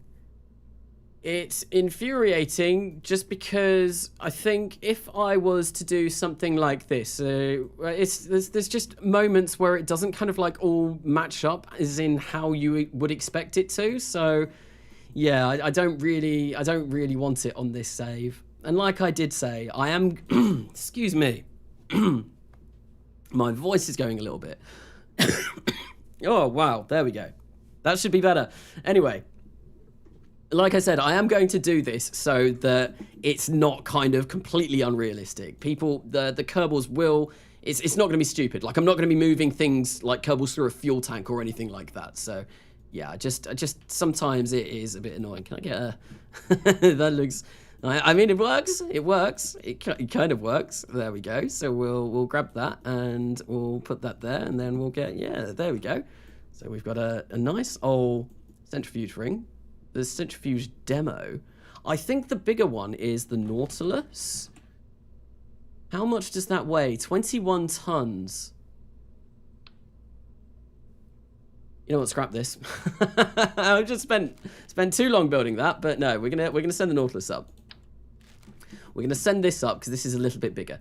This is going to be our centrifuge demo, right? And with that, I think I can place the NASA docking port on it. So doing this stream, I'm going to try and check over comments every now and then. But obviously, now I'm building, I need to try and focus on this a little bit. So I will keep checking over chat every now and then. It'd be nice if Alistair just like pings me and says like, someone's saying some really important stuff on the live chat, and you've ignored them so much.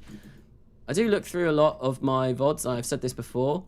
I do look through a lot of my VODs just to see some of the chat, and if I ever ignore you, I do sincerely apologise. I do try and answer everything that I do kind of like see, but sometimes it is just very difficult to keep up with everything.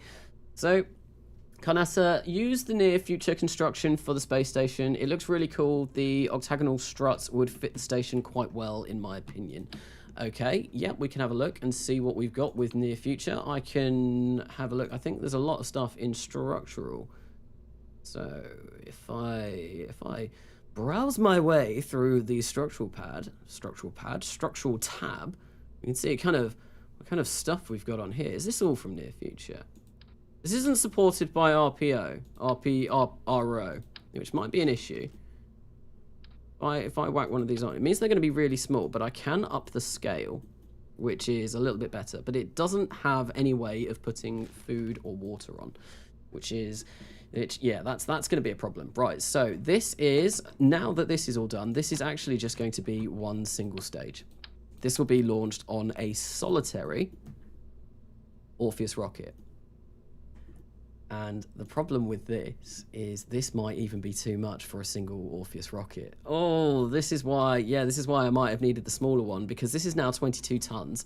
I need to have a tug that attaches to this, so that it can maneuver it in place into the space station.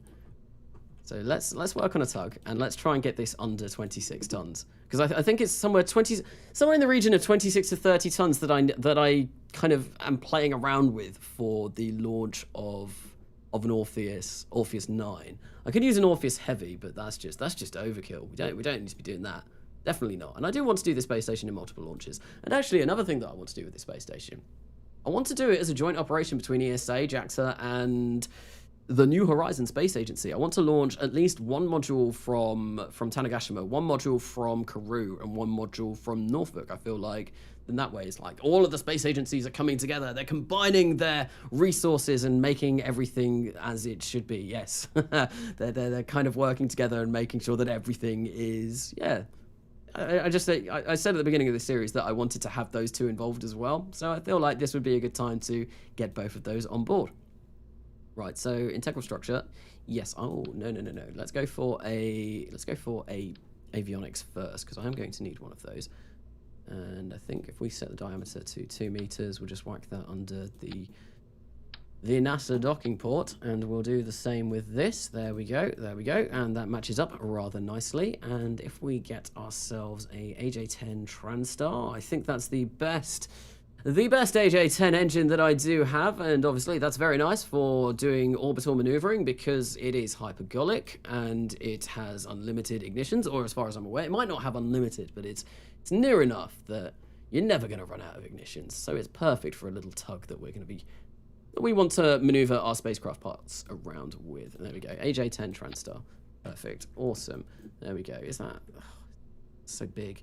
Even when it's not deployed, that's still massive. That's how wide is that? 16 meters, or is that when it's fully expanded? Oh, I'm not sure if I'm going to fit this in an Orpheus 9. No, this is bad. This is very bad. Yeah, I'm sure I'll figure out something out. There we go. 25 tons. What does that give us in low Earth orbit? 361 meters per second. That is more than enough.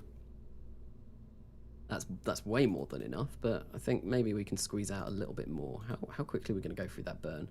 Not very fast at all. Not very fast in the slightest. So, yeah, we'll go for that. Something a little bit like this, I feel. 2 meters. Cool. I'm just going to check back at Frost. Ooh, Alisaia been cheating. Oh, dear. What's going on? Alisaia cheated on me, did she? Oh, dear. That's definitely what I want to come back and look.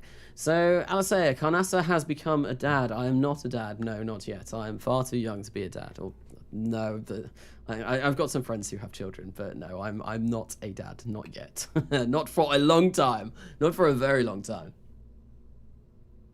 So damn, oh damn, I tag Beardy, I'm a dead man. Beardy, I have no power here. But yes, don't tag Beardy on his Discord, definitely don't do that.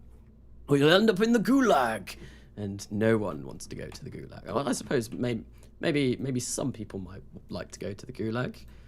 I've heard it's nice in Siberian winter. Definitely a nice place to visit in the winter time. Maybe? No, definitely not. Right, anyway, so we've got this, which should be fine. I am going to figure out a way of doing RCS on this, and I think I think I want some big beefy RCS thrusters for this. Definitely big beefy RCS thrusters. Let's get rid of that because I don't need that anymore. 130. Maybe we'll go for some like this. They are very big. They are basically the size of this centrifuge ring. Yes, they are huge. And what does this use? It uses MMH and Mon 3, I believe. So yeah, we'll purchase that. And there we go. Gotta love how not pinging me is a rule on your Discord server now, Carnassa. Yes, it is, because well, it's come from the sheer kind of vigor and enthusiasm you give on yours for kind of like, do not ping Beardy, and like seeing people ping you and then suddenly everyone being like, run a gulag with you is like, it's kind of transferred, it's transcended across Discord servers. And I think me and the mods on my Discords, when you joined, we were like, right, we need a rule, no one tag Beardy under pain of death. Do not tag Beardy. But yes, so that was brought in rather quickly. So I need this avionics. I'm gonna make sure that this is all looking good. Show tank UI. We do not need that much electric charge. No, we do not. Oh, maybe we do. I'll go for 10,000. 10,000 should be okay. How long does that give us? 5 days. 5 days to maneuver and dock. That should be okay. Ideally, this is gonna be pretty rubbish. This, because I would like a little bit extra up here to dock with, because this is long and thin. This isn't the most ideal way of docking this, considering our center of mass is there and our RCS is down there. That's not going to be good. That's not going to be good in the slightest, no. But I'm sure I will figure something out. I'm sure MechJeb Autopilot or whatever can do it for me. It'll be fine. Right, so there we go.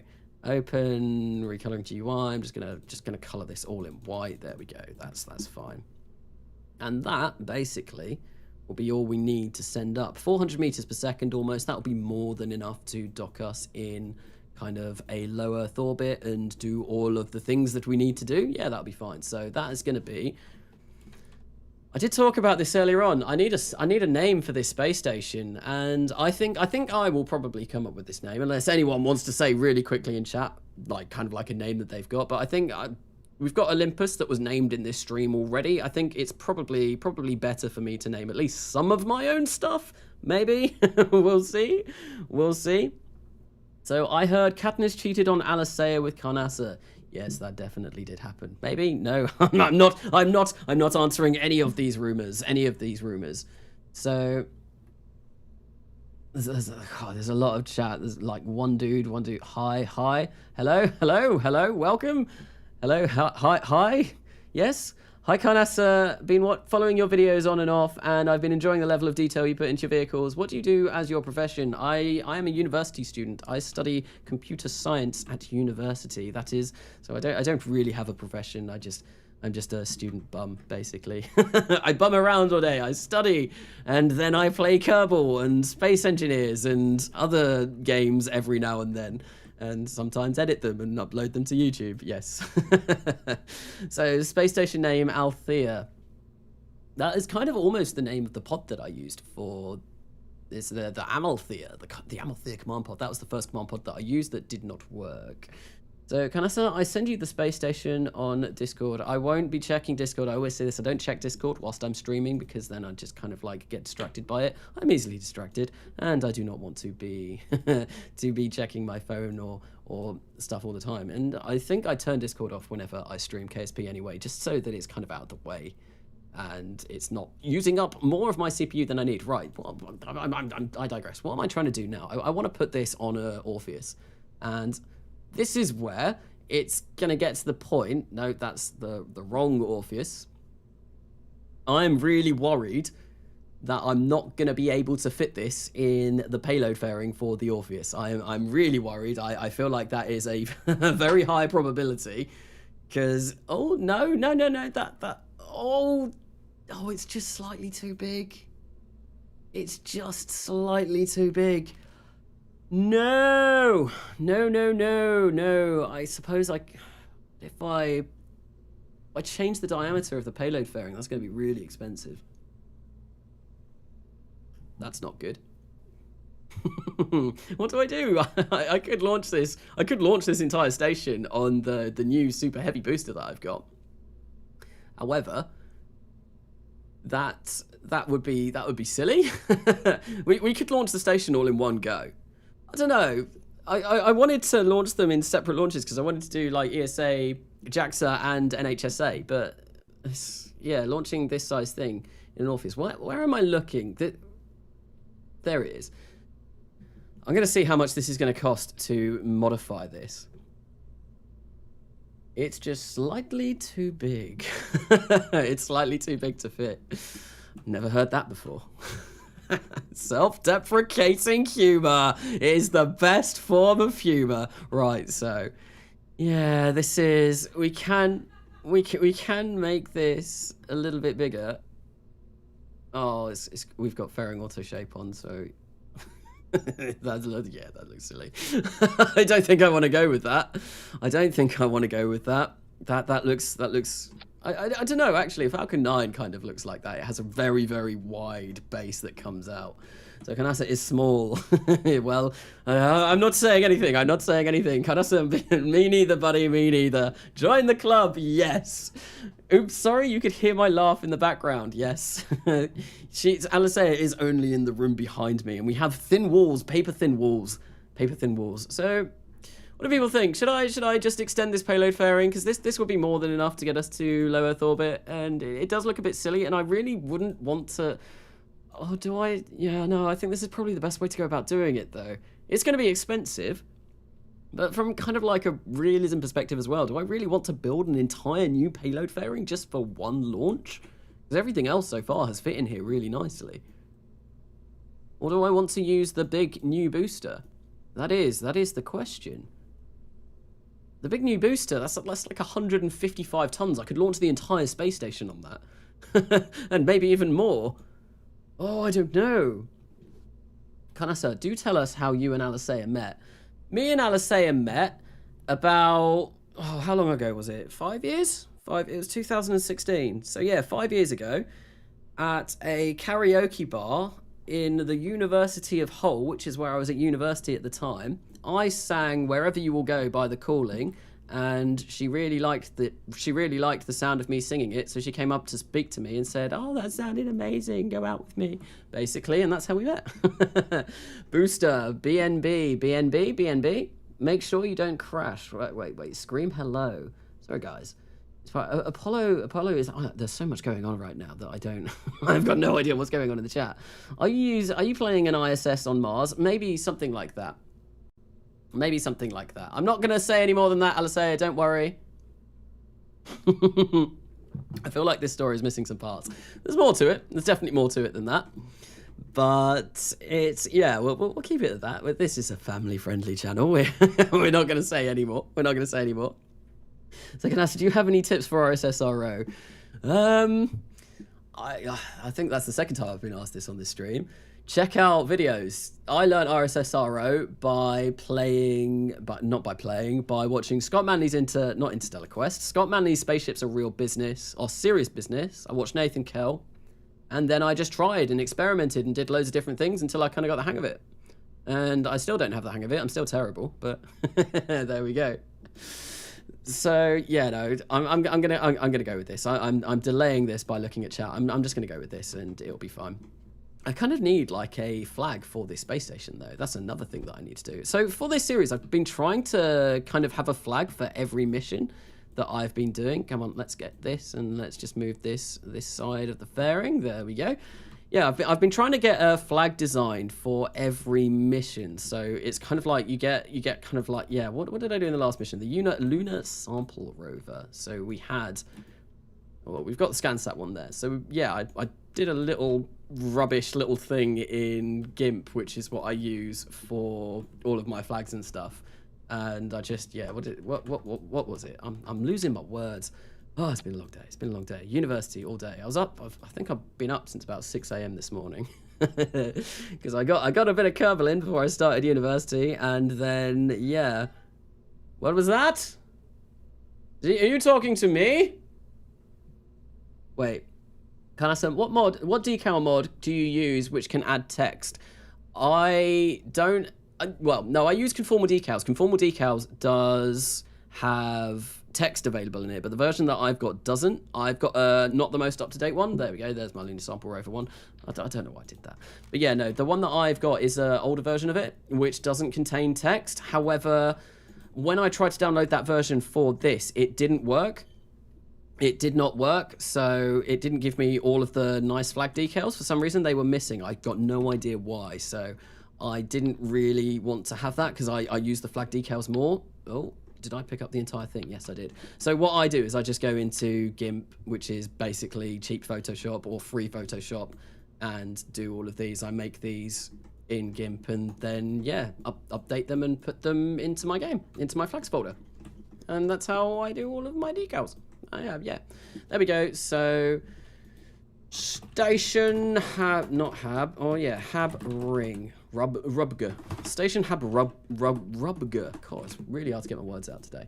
Right, so we're gonna, yeah, we'll save that. And what I will do is make sure that everything is tooled in here. Do need to, yeah, look at that. 65,000 to tool these fairings. Oh, so that's gonna, well, how long does that take?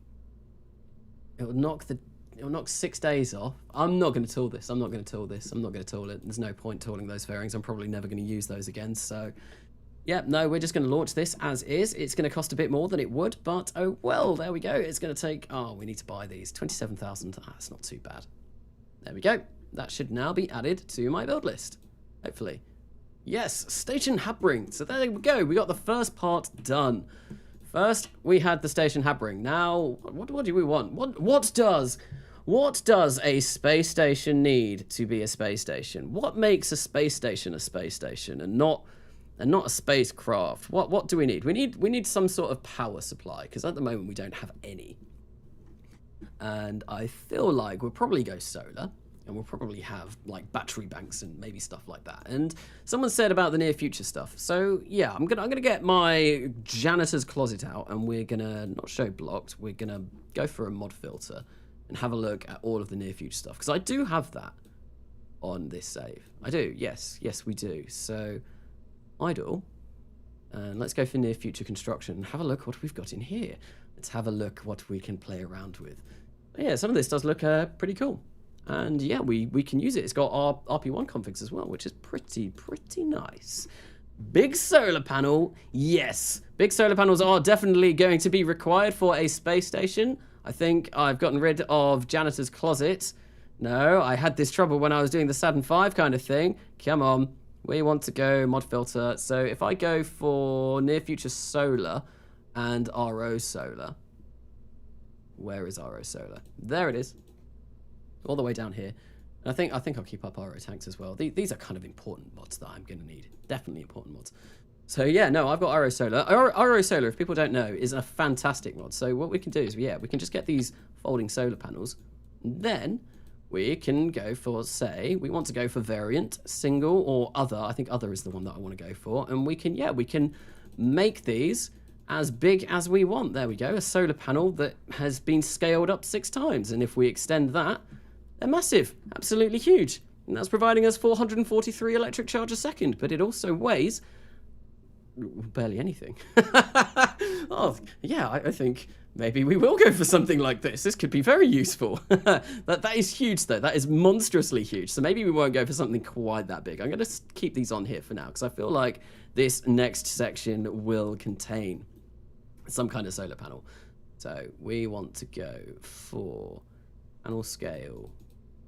Yeah, we'll just make them smaller. But yeah, I want to have a look through. I need to look at all of the parts that I have for my choosing. These are quite cool. The octo modular girder stuff. Although I don't know why this happens. I noticed this for Kerbal Gets Real, but when I used to play RORP1, when I got these parts, this didn't happen. And now for some reason, yeah, I get this kind of, I can't remember what it's called, but when 2 things are taking up the same space, it just kind of like goes weird together like this. And yeah, it doesn't look very good. I don't know if this happens. I don't know if this remains when I get out into space, but yeah, for now that doesn't look very pleasing to the eye. Definitely not. So sorry, I haven't been on the SE server recently. I've not been on the SE server for about 3 weeks. I've kind of been. I do need to get back on that. I do need to get back on that, and I might do a live stream on Friday back on that. We'll see how things go this week. Right. So yeah, let's. I should have planned building this. This is just kind of like me thinking, what do I need? What do I need for a space station? Why is that smaller? Oh, that's because it's a hexagirder. Right, is that what I've got? What have I got in utility? Nothing. So we could use some of these structural parts. And maybe the, yeah. Can we configure this to be crew? Like subtype. Hollow. No? Saddle? Open? That's not changing whatever's in the middle. And I think that's why it's having this kind of like weird collision kind of thing that's going on. So, how's Beardy? Wait, what's off topic? I've not seen. So, just trying to catch up on chat and having a look and see. So, is the Beardy Penguin stirring up some drama? Beardy may be stirring up some drama. I've not seen anything from Beardy for a while. But Beardy, are you causing trouble? Are you causing trouble in the live chat? Is that the Beardy? That was the Beardy. The Beardy was here earlier on. I don't know if he's still here, but yes, he was here earlier on. Why is this all kind of like weird and not the right way? Oh wait, no, I'm just looking at this wrong. I don't know what I'm doing. Honestly, right now I have no idea what I'm doing. I want to use some of these parts because they are really cool, and we can use like these kind of like long tubes. Can we change what they look like? Open, solid. I don't know. I don't know if I do want to go down that route. I don't know if I do want to go down that route. I think no. I don't know how they're going to fit with what I've got. Right, come on, let's get this back up. Come on, let's get mod filter up, and I think I want SXT, because I think SXT has a lot of space station parts that I'm going to want. Yes, we've got all of this. So on my first module, I just had that habitation ring. And I do want a crew cabin. This is going to be really expensive to purchase all the parts for this, because I've not bought any of these, and they cost about 500,000. So this is going to be pretty dear.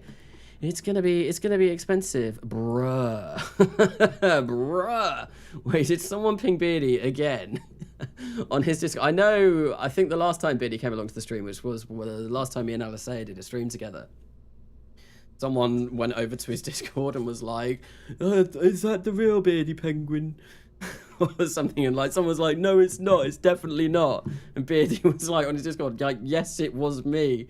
Yeah, but I don't know. Excuse me. Right, so I do want one of these. I want a hab module. I do want a hab module that we can just kind of like stick up, and I want the centrifuge ring section to be, I want this to be small as well. I don't want this to be massive like the Ellen Cox Memorial Station, because that was just so many parts, and it just became so difficult to go along to that it just kind of like got really annoying going there. And yeah, I don't want it to be huge, right? So we need an antenna on. We need a way of getting good television signal. Obviously, our astronauts are going to want to watch more than just Hi Bob, and yeah, no, they're going to want to watch more than just that. So we need to pick up a load of cable, or no, it's not cable, is it? Because we're not going to be plugged into anything. I don't know. Like cable is like the American word for it. It's like Sky TV over in the UK, or something like that, or Freeview. Yeah, we want Sky TV. We want Sky in our space station, so we're going to whack a massive old antenna on. And we also want to have some docking ports on here, because we are going to need to connect that centrifuge ring. So it's going to be crucially important for the long-term duration of our astronauts. And I think it was done with a NASA docking system. So if we go for something like this, there we go. We'll cover up one of the windows, but they got another window to look out of, and it's fine. It's fine. So you just spent 3 seconds of your life reading this comment. That time you could have spent on RSS Sorrow. Thank you, Pesky Bird. Thank you very much. Thank you very much. You fooled me. You got me with your trickery. Yes, no, it was 3 seconds wasted, but to be honest, this stream, I mean, I'm getting some stuff done. We've launched some stuff, and we've done some stuff, but for the most part, it's just been me kind of like looking at chat and just faffing about. There's a lot of faff on streams. There's always a lot of faff on streams. Right, I want procedural parts. Where are they? Let's turn them on. Yes, because I want the procedural structure. That's going to be crucially important to the design of this space station, of course. And we're going to go something like this, 2.5. I feel like I want 2.5.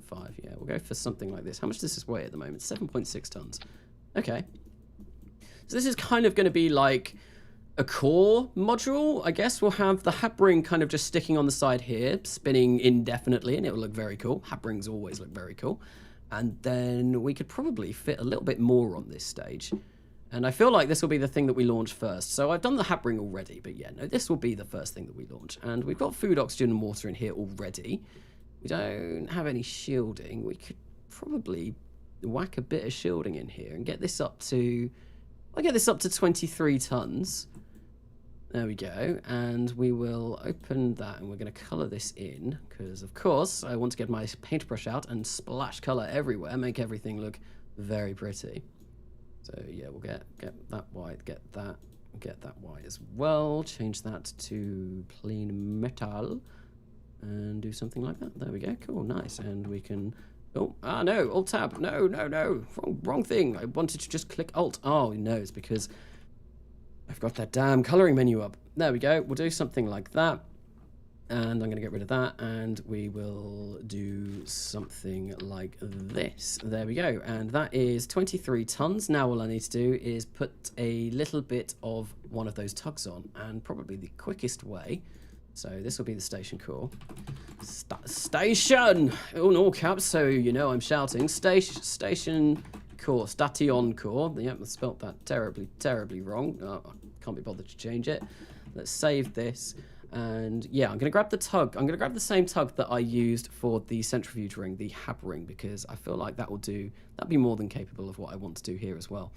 Can't remember what I saved that as, though.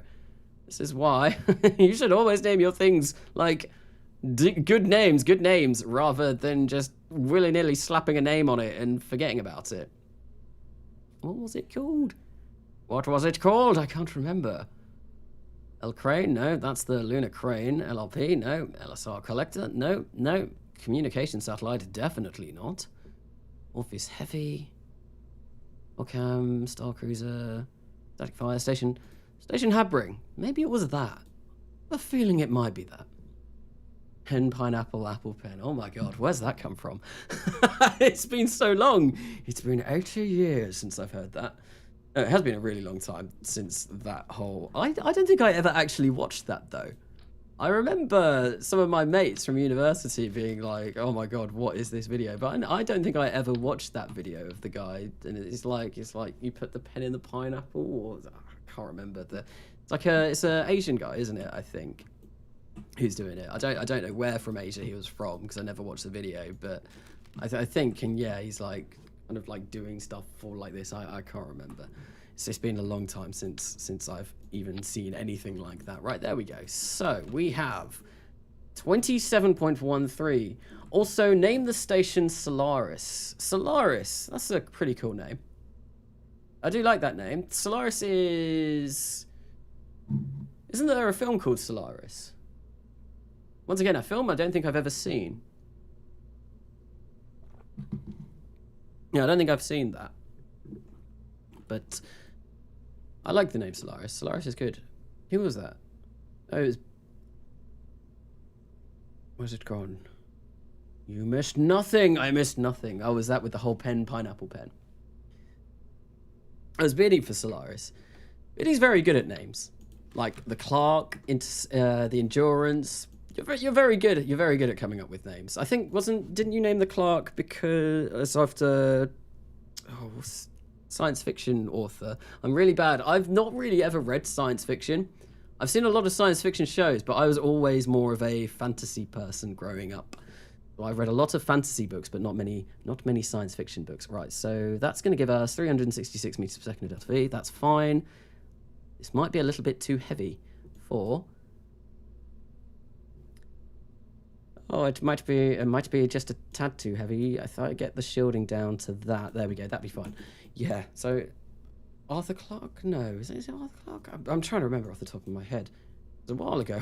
I did watch Endurance and Beyond Kerbal. I binge watched through those probably about a couple of months ago now, and I've forgotten because I know you were talking about those in them. So that's that done. So station call. We'll save that up. We'll grab ourselves another Orpheus. Where is it? The Big Chungus. Big Chungus, very nice. Arthur C. Clarke. Yes, it was Arthur Clarke. I kind of remembered something. My brain isn't failing me completely today, like it does most of the time. I need to get rid of these scan stats as well. I think what I'm going to do is I'm going to probably, for this stream, design most of this, and I think I will come away and launch most of this for an episode. And then that way... I can save all of the launches for the episode, or maybe, I don't know. We might get another launch in this stream. We will see, or I could just spend an awful long time in the vehicle assembly building. I suppose I could test some of the components out for this, so we could get a launch out of it anyway. But there we go. That's another section of this done. We've got a core. We've got a hab ring. Now we need some sort of power production system and a way of docking to this, because I need to dock the Starliners to this, or the Star Cruisers to this, and I've not done that yet. I've not figured out a way that I'm going to be able to do this. So many Dutch people.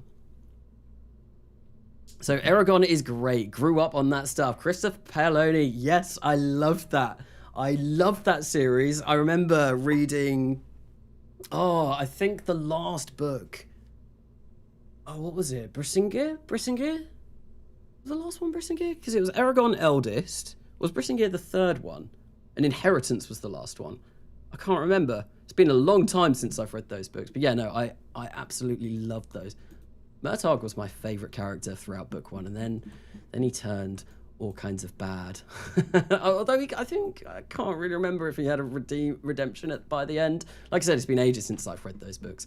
In fact, my first ever RuneScape character was named after Murtagh. I loved him that much. It was like it was spelt incorrectly so that I could actually get it on RuneScape. But yeah, so I did really like those books. So Station Core. Yeah, that's good to go. That's good to go. Right, this is going to be expensive. This is going to be very expensive. 510,000 funds. But I want that. I'm going to use that crew cabin a lot. So RuneScape, heck yeah! Those were the days. Yes, it's been a long time since I've played RuneScape. Alicea still plays RuneScape every now and then, but it's been a long time. She plays old school RuneScape, but yeah. I think the last time I played must have been about 5 years ago. It's been a very long time. A very, very, very long time. Right, so we have a space station core, we have a hab ring.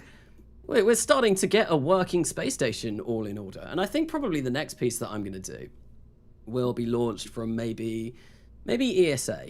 So I'll design that, or JAXA. I've not decided yet. We'll design that here, but I will come and I will grab one of the ESA or JAXA launch vehicles. I've not designed a JAXA launch vehicle yet. I need to get around to doing that.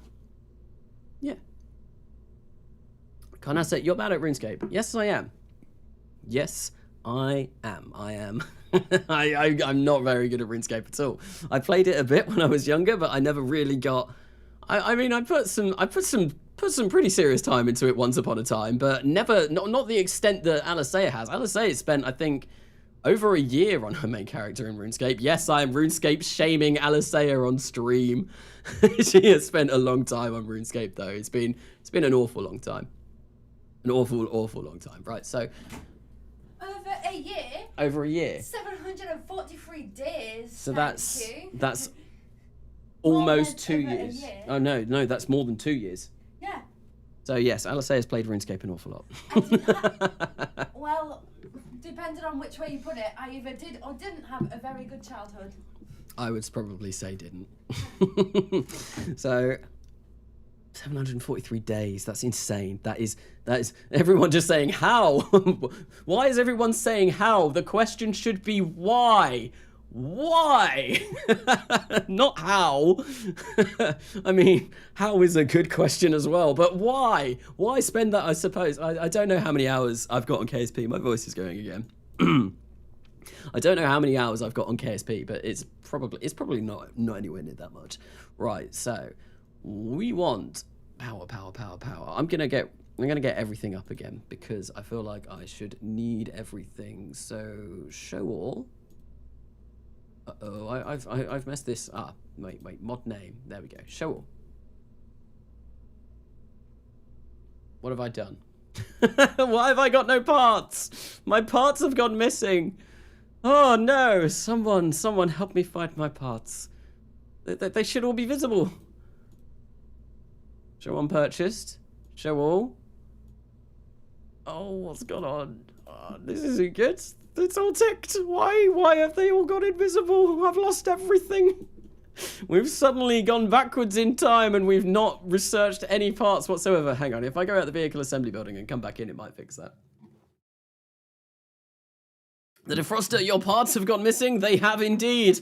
I need a search party. I need to hire a private investigator to search for my parts. Yes. Yes, they have gone missing, and hopefully coming out of the vehicle assembly building and coming back in will fix that. Got no idea though. So just super tiny. Yes, that was said earlier on. That joke has already gone on for this live stream. We've already had that joke this live stream. To be fair, I probably have like 30k hours in Minecraft. Minecraft is another game that I've got a lot in, and I suppose, Katniss, seeing some of the images that you post on the Discord, 30k hours in Minecraft, that really wouldn't surprise me. You are very good at building on Minecraft. Very good. The Kraken hungered and ate all of my parts. Let's see if we can go in and recover those. It'd be very nice if I got those back. It'd be very nice indeed.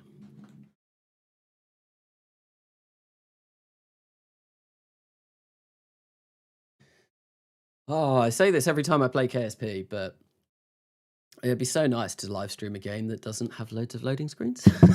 I just punched my microphone, just like, my parts are gone. No, microphone, I'm going to take my anger out on you. Yes, your graphic level. Wait, what? What graphic level? Ooh, you're a nerd with Minecraft. A nerd. I've been watching too much The Office, and that just reminds me of like the nerd dog. Andy, it is, that's his nickname, isn't it? Andy the nerd dog. Getting very close to finishing watching that now. I've never watched it before. Me and Alisair are just watching it whilst we eat, and I think we've got 2 seasons left. So, yeah. Oh, my parts are back. Ah, yes, of course, my parts. They are here. They are visible yet again. Awesome. So we're going to be able to carry on with this construction. So I think, yeah, the next piece that I want to do is probably have some sort of docking system. A NASA docking system. Yeah, so I think we'll start with that. Yeah, a docking system that is going to be able to maybe have a little bit more habitation as well. And basically, our crew, our Starliner, our Star Cruiser capsules are going to be able to dock to this section. And then they'll be able to move into the main hub and things will be all good. Maybe. Or maybe I just have kind of like a connecting module. I could probably launch several.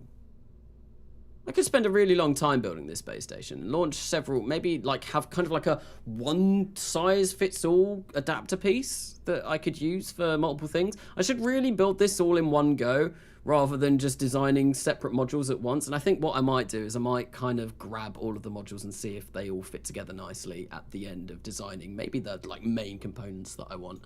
It's been a while since I've designed a space station in Realism Overhaul, so this is obviously going to go a bit badly, a bit badly from the start.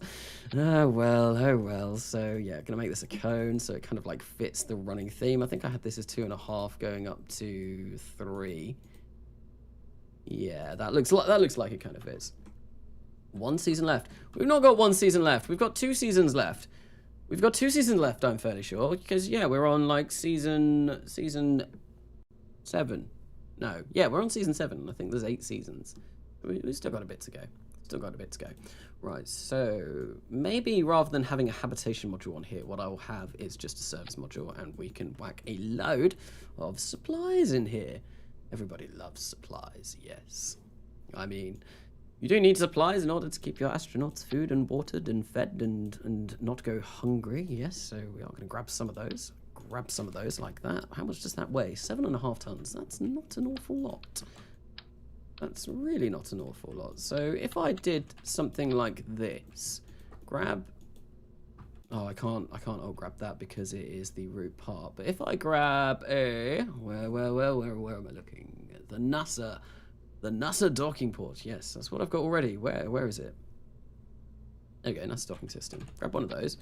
And maybe go for something like this. And then this is just kind of like the perfect adapter piece. We've got room for expansion in all directions, and we're just going to use the NASA docking system to build up this space station like this. And we've also got food, water, and oxygen on there as well.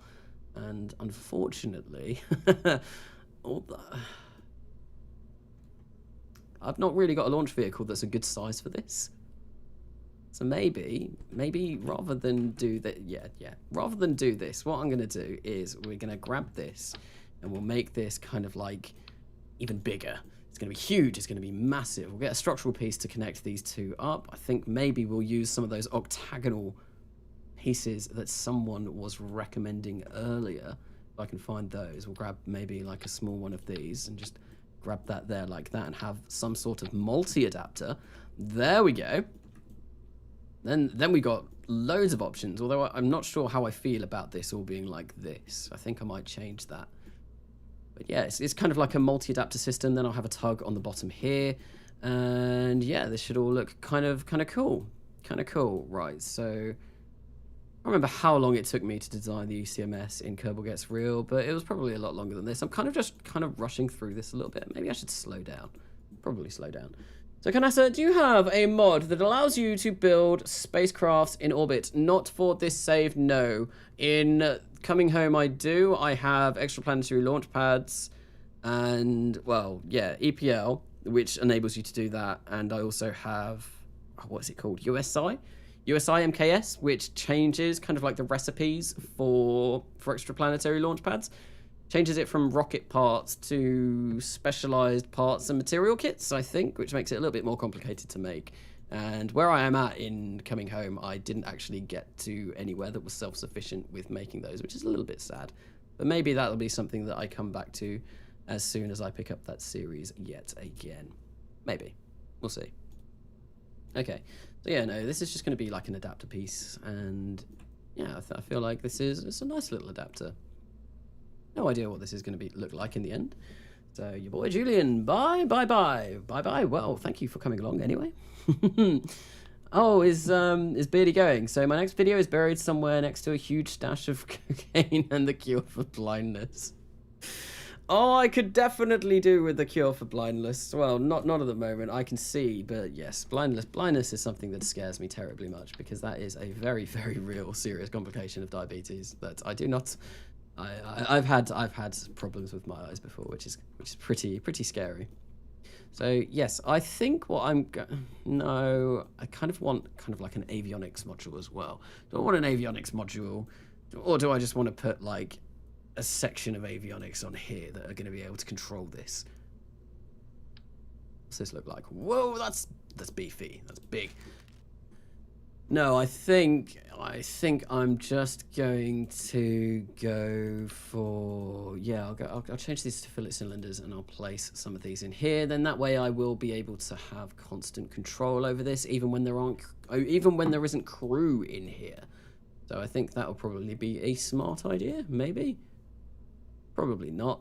I never come up with smart ideas. Smart ideas are not my forte. I feel like I say that in almost every stream, but yeah, no. Okay, so Hippionix, and we'll just play some balls. We'll just throw some balls at it. Everyone loves balls. Yes. The more balls, the better. Oh, yes. Look at those balls. Lovely balls. I need to stop talking about balls. Okay, yeah. All right, so no more balls. No more balls. Here we go. This, I feel like each one of these balls should be able to maybe hold about a bit more than this. We'll go for maybe they can do like 50 tons each. So if our space station is less than 200 tons, we Gucci, we good. I think that'll be okay. And yeah. 200 tons. I don't want a massive space station. Like I said, I want to try and make this relatively small. I might color those in blue. Because you know what? Blue is the warmest colour. God, not that film. Okay, so yeah, we'll just whack those in there because they do kind of fit. And well, I've not got lights on here. I don't have lights. Do I need lights? Lights would probably be good, but lights. Yeah, no, I will place lights on there. I think. Do I want to do that on stream? Or do I want to come back in this and do this all later? I don't know. I think, yeah, no, we'll go for some lights. We'll whack some lights all over this. Whack it up here. Light this up like a Tonka truck. There we go. Lights, that should light it up relatively nicely. Yeah, there we go. Lights are good. And I think, yeah, we will probably want some sort of, maybe I could get some radiators on here. I've not got any radiators yet. We can maybe get like a couple of or 4 going in this direction. That might make it a bit difficult to dock some stuff to these, but I'm sure we'll be able to get a spacecraft in there. Maybe. Kind of thinking about that. Maybe we'll be able to. And I've just realized, no. We have that plugged into the first module, and then we have the hab ring coming around like this. The hab ring can kind of like go here, and then yeah, I think this will be fine. That yeah, we'll have the hab. Yeah, I'm just trying to picture it in my head what I've done so far. So have the main module here, the core here, hab ring coming off here. Then this could potentially be. This could be for future expansion. This could be for where we park our spacecraft.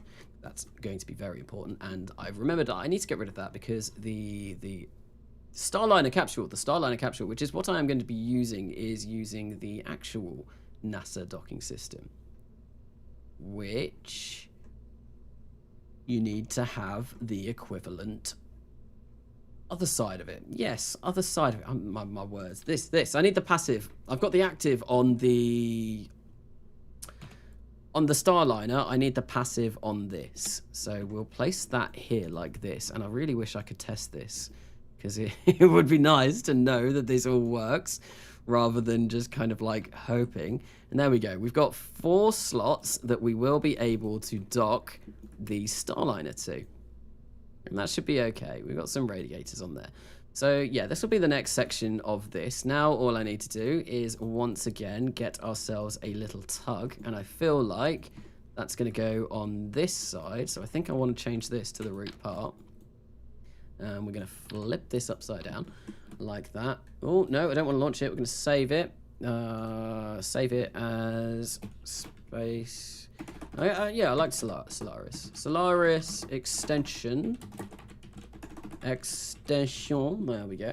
Cool. Save that up.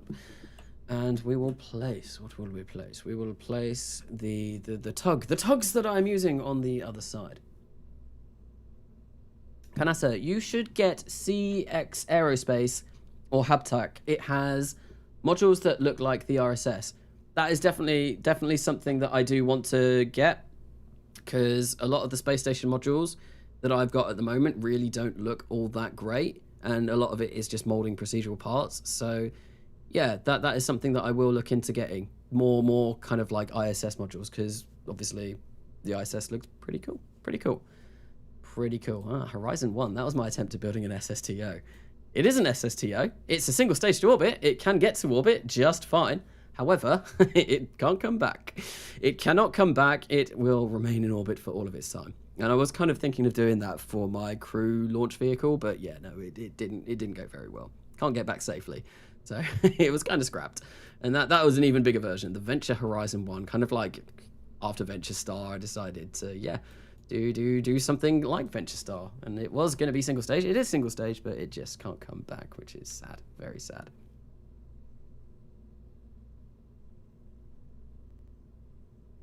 Am I on version 1.8.1? I am not. I am, if that's to me, I am not. I am on version, what version am I on? 1.10. I am on version 1.10 at the moment. Probably wouldn't recommend using Realism Overhaul on, oh, hello, that's curious. That's very curious. Why did that, there we go, that's what I want. Yeah, I'm on 1.10 at the moment, and how much does that weigh? 25. It's not supported. Yeah, Realism Overhaul is not supported on this version, so probably recommend not using this. I think I might have to go around and deconstruct some of these parts later on, but yeah, this will be fine. Right, so 4 of these over here, which I'm going to set to MMH and Mon3, which is using the same fuel that we have all the way down here. And I think what I am going to do, just to kind of like tie this all up, I will put some MMH and Mon3 on the actual station for, you know, like attitude control and all of that kind of stuff that will probably be quite important for a space station to have. Yes, I feel like that's an important thing that we are going to need. So I think, yeah, attitude control. Very, very crucial, very crucial. So we'll go for 8 centimeter balls. No, 800 millimeters. No, so 80 centimeter balls. Yeah. My voice has been so bad today. I keep getting like stuff stuck in my throat, so I do really apologize. It's just, yeah, no, it's, oh, okay, yeah. I'm okay, I'm good, I can speak again, maybe. Not that I could speak at all in the first place. Okay, so that's now going to weigh about 27 tons. It's a little bit big. A little bit too big. Maybe we could get rid of a little bit of the food, water, and oxygen and make sure that they don't get filled up. And we'll do the same on this side. Food, water, and oxygen, and make sure they don't get filled up. So that's now 26 tons, which should be okay for our craft. And we want to, we want to change the tank type. That's very important, because that first tank type, the steel tank type that I was using, is terrible. It's completely rubbish. Never use it. Never, ever, ever use it. It's really bad. Really bad. Awful stuff. Awful stuff. Canassa, look out. Beardy is secretly writing notes on your gameplay to destroy the capitalists in for all Kerbal kind. I mean, if this live stream has taught anyone anything, it's just how inept I am at building. Although, no, it's not been too bad. I always say when I build stuff on live streams, usually I don't spend anywhere near this much time building. I kind of go in, I sit and I focus, but because I'm talking at the same time, I can't multitask. I'm really bad at multitasking. So my live streams take a bit longer. There we go. How do people feel about blue and orange? Because I really don't like it. And I think I might change this. I might change this to something different. Maybe we'll have white and orange. I like having my fuel tanks orange. I feel like that's a little bit nicer. So, Carnassa, do you have texture replacer? I do, I believe. I might not. I can't see the thing in here, but I'm fairly sure I have it. I'm not sure if it shows up in the vehicle assembly building. So maybe I do, but it's just, yeah, not showing up at the moment. So we're going to grab this. We're going to fill it up with MMH and Mon3. Yep, we've got that in there already. That's good. We've got quite a lot of that in there already. That's very, very nice. And we'll whack that in there just to offset it, hopefully, the same kind of distance as the avionics that we have in here as well. And it's really hard to see this because of all of the radiators. Oh, well, I'm sure that's fine. I'm sure that's absolutely fine. So, yes, okay. Yes. Let's get on with building. Let's get on with building. Okay, right. So we've got MMH and NTO over there. That's good. And that is going to be the Solaris extension. So we've got a way of getting our crew up here now. We've got a hab module. We've got hab ring. We've got a lot of food in here. Do we have any crew that we can... No. I'll be curious to see how long this lasts for. It's gonna be, yeah, it's definitely gonna be interesting. Hello, lads. Welcome, Nicole Webster. Welcome to the stream. Hello, Robert S. Welcome to the stream. Welcome, everyone, one and all. We are building a space station at the moment. This is the third module that I have built. Yeah, it's only going to be a small space station. This building is going terribly, but well, it could be worse. And yeah, no, it's been bad. We've tested a super heavy booster today. We tested that right at the beginning of the stream, and that went all right. That went really well. That went really well. We could launch this entire space station on that super heavy booster probably. It just made me think. Do I? No, I've ummed and ahed about this already. I've ummed and ahed about that already. Earlier on in the stream, and I basically want to launch some of these from different locations. Do I have the ESA launch vehicle that I designed here? No. Oh yeah, is it this? The NHSA ESA Bullet? So we could launch this from Karoo. This one? This module? I don't know. If this... Oh dear. Well, that's no good. That's no good. That's not big enough. It's really not big enough. And also, I don't know how much tonnage this can get to low Earth orbit. ESA is slacking. Are they going to need to send a smaller... Oh, what's gone on here? Oh, please don't break. Game. Behave. Behave, game. Don't crash. Oh, no. No. Oh, the game's crashed. No. Oh, that's annoying. That's really annoying. So that's going to take ages to set back up again. Not as long as it did last time I set up the game, though, because I can load all of my mods from cache now. Oh, that's a real bummer, though.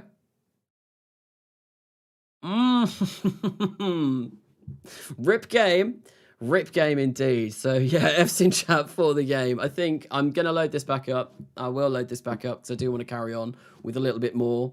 I want to carry on, yeah, this stream for a little bit longer. So I'm gonna get that straight back up. But I think whilst that's loading, at least for the first little bit, I'm just gonna dash out quickly, freshen myself up, make myself look all beautiful again. Because, well, no, well, I'm just going to, yeah, sort myself out for a bit. But the game is now loading. Hopefully I didn't lose any progress. I really hope I didn't lose any progress. That would be really upsetting if I did. But yeah, no, I'm going to go for probably like 5 minutes or so whilst I sort myself out, and then I will be back within the game loading screen, and I'll probably just be going through chat, answering some questions, having a look and seeing if anyone's saying anything. So I will catch you all momentarily, but I'm going to put maybe like a really long song on so that it's not just silent.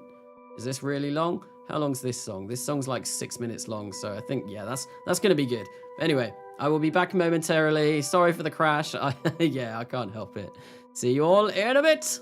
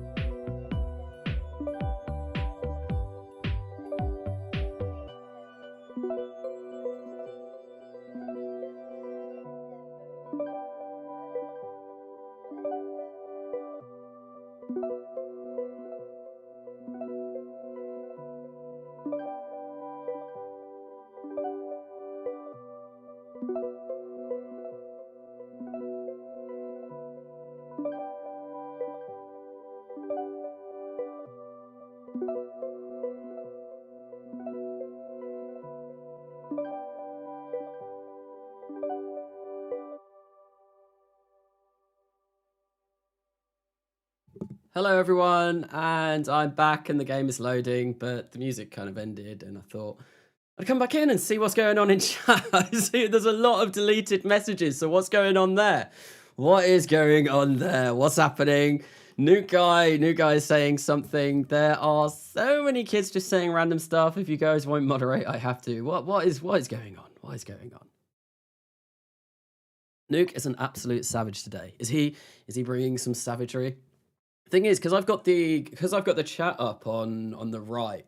When I look back through the VOD, I can actually see what's been said, and then you can see it get deleted on the VOD, which is sometimes quite funny. Sometimes quite funny. But yeah, how's everyone doing? This is just going to be a good old long loading session of Realism Overhaul. We're going to have to wait for the game to load. It should be a bit quicker than it was the last time I had to do a game load in the middle of a stream due to the fact that, yes, look, 118,000 patches have been loaded from the cache, which is great. Jesus Christ, what happened here? I have no idea. I just see lots of deleted messages, and I don't question it. I see New Guy has been on top of things. Spam happened. Was it egg? I saw there was some sort of egg spam at some point before I left, but I don't know what happened after that. The kids cracked me up though. Alicea does have a good time. She's only in the next room, as I've already mentioned, so you can hear her whenever she finds something incredibly funny, which is not very often when I'm streaming because she doesn't find me funny at all. So you can hear her laughing, and you can just hear like the burst of laughter, and then usually she'll come through and be like, "I'm so sorry, I didn't mean to laugh that loud." A whole lot of egg, a lot of egg. That does not surprise me. I need to do some kind of egg design in the next millennia. No idea where I'll send an egg to though. So how's everyone doing? What's going on with everyone? Not really much to talk about whilst we're just waiting for the game to load. I know I already spoke about my plans for the Mars mission that I want to do, or the series of Mars missions that I want to do for the next Mars transfer window that I've got. Yeah, no, I want to send, what was it? Scanner? I want to scam Mars even. I want to scam Mars. Apparently that's what people were saying. Yeah, no, I want to scan Mars, and at the same time, I also want to send a polar rover because I want to check those icy caps. I want to make sure that there's enough water and carbon dioxide in the atmosphere to hopefully produce methalox in situ, which will be very cool. So I want to send something like that over in my next transfer window, which is only going to be 300 days, I think. And I showed the glider earlier on, the Mars glider that I've got planned. That's going to be very cool. And what else? Yeah, Phobos sample return, because I never did a sample return from Mars. I mean, I did a crude Mars mission and then came back, but never did a proper sample return. So we'll see. We'll see how that goes. So Ganasa, make one of the modules full pink just for the sake of it. A nice pink and colourful module. I think we could do that. That's definitely something that I could look into doing. That's the second time the ISS has come up in like 2 slides. Where are all of the different pictures for the loading screen? Are we running out of pictures? Is it going to be the ISS again? No, it's not. There we go. We've got a brave Kerbal landing on the moon this time.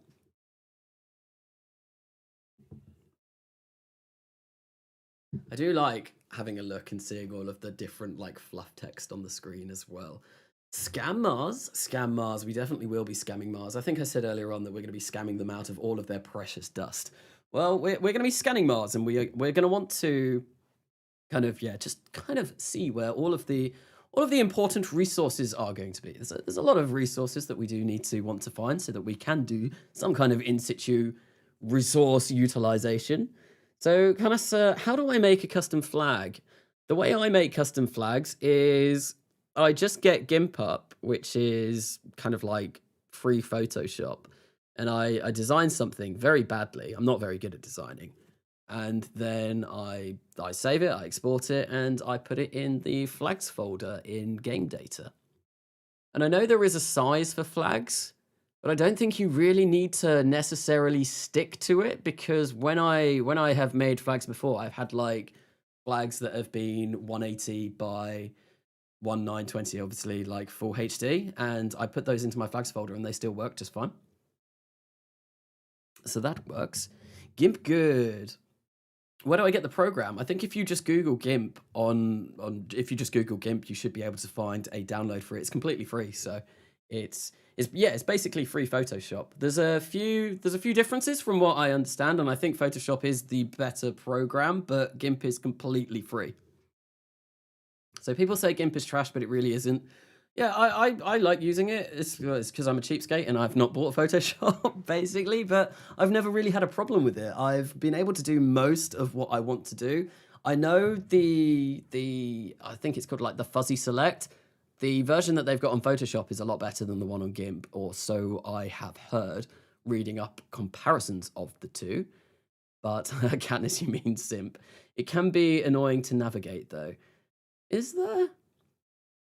So Kanasa, could I make it on MS Paint? You could make it on MS Paint if you wanted to. You could definitely make it on MS Paint. Just probably is a bit harder to use. Well, not necessarily harder to use. It's probably harder to make something that looks good on MS Paint. So Kanasa, I have some keys for Photoshop. I had Premiere and Premiere if you're interested. Maybe, I don't know. Like I said, I use GIMP all the time now, and I'm kind of used to GIMP, so I probably will kind of just like stick with it. So damn, I suck at typing today. I suck at typing every single day. It's just always, not just one single solitary day. Every day I suck at typing. Hello, Pexa. Welcome back. Welcome back. The game crashed, and we are loading back in. So what about this patch? Yeah, so I saw, yeah, you mentioned about doing it earlier. The mission is called, well, it's called the Star Cruiser line of capsules. So if you could come up with kind of like a decent looking kind of logo for that is basically all I was doing. So I've got the Ava logo for the attempted crew transport, the attempted and failed crew transport, which I can get up in my flags, and I'll show you kind of like what that looks like. But it is a bit rubbish. It's a bit naff. So it's my design. It's my design, and my designs really aren't all that great. Yeah, I'm really not all that good at designing mission logos and stuff like that. So yeah, it's just a crew transport using the CST Starliner capsule. I called it Star Cruiser due to the fact that I just wanted it to be something a little bit different. So, and yeah, it can take 7 people to low Earth orbit or thereabouts. And I'm a GIMP. Thank you. Thank you very much, Alicea, for that wonderful, wonderful input. That was truly, truly necessary for the chat. Yes, so I just hear you're welcome. Yeah, that's okay. That's okay. Thanks. Praise where praise is deserved. Definitely. Kanasa is an GNU image manipulation program. Yes, indeed, I am. And Alicea is a jumbo jet. Never forget. Never forget. So the game is loading at the moment. It's just taking a while to reflect upon that within OBS, as per usual. I don't know why that does that. It never used to do that when I streamed. Haha! Alicea screaming again. So yeah, there we go. Oh, I don't know what's going on here. That's no, that's all nasty. I really don't know what's going on there, but that doesn't look particularly nice. Oh, what's going on here? What's going on here? Yeah, we're going to get straight into the vehicle assembly building to try and fix a lot of those graphical issues that I'm having. So is it cool if I ping you in RSS General to show you my series logo and get your opinion on it? If so, you can look at it once the stream is over. Yep, that's absolutely fine. I've always said I'm not adverse to being pinged. I mean, if you're just going to like ping me for the sake of pinging you though, try not to do that. But if you've got something that like you generally want to show me, then yeah, feel free to ping me because I don't mind it at all. My phone is always, well, my Discord is always on Do Not Disturb anyway, so I don't ever really get the pings. I say this every stream that I do. I don't really get the pings, but yeah. So feel free.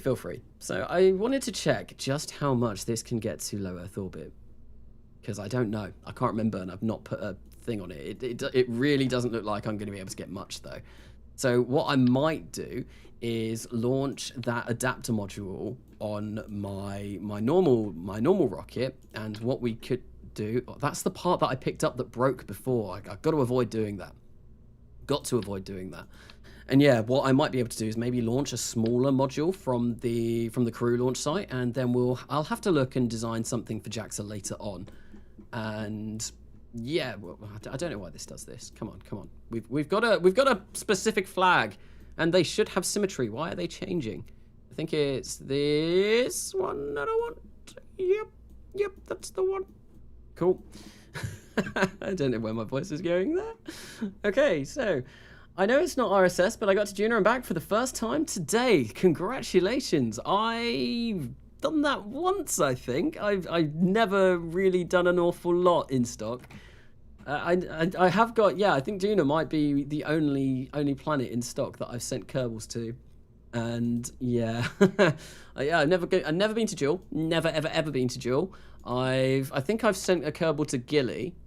Yeah, no, I have sent a Kerbal to Gilly. I've sent Kerbals to Drez. What's Drez? Drez doesn't exist. What is Drez? Drez does not exist in the slightest. So, I want to figure out how much this is able to lift to low Earth orbit. Oh no, we got rid of the launch stand. Oh, that's not good. Oh, you know what I can do? I can just Control Z it. That's fine. That's fine. Can of worms? Can of worms? Who's opened up a can of worms? What? Who has opened up a can of worms in here? Seriously, congratulate bucket of worm. What? What's going on? Chat, explain.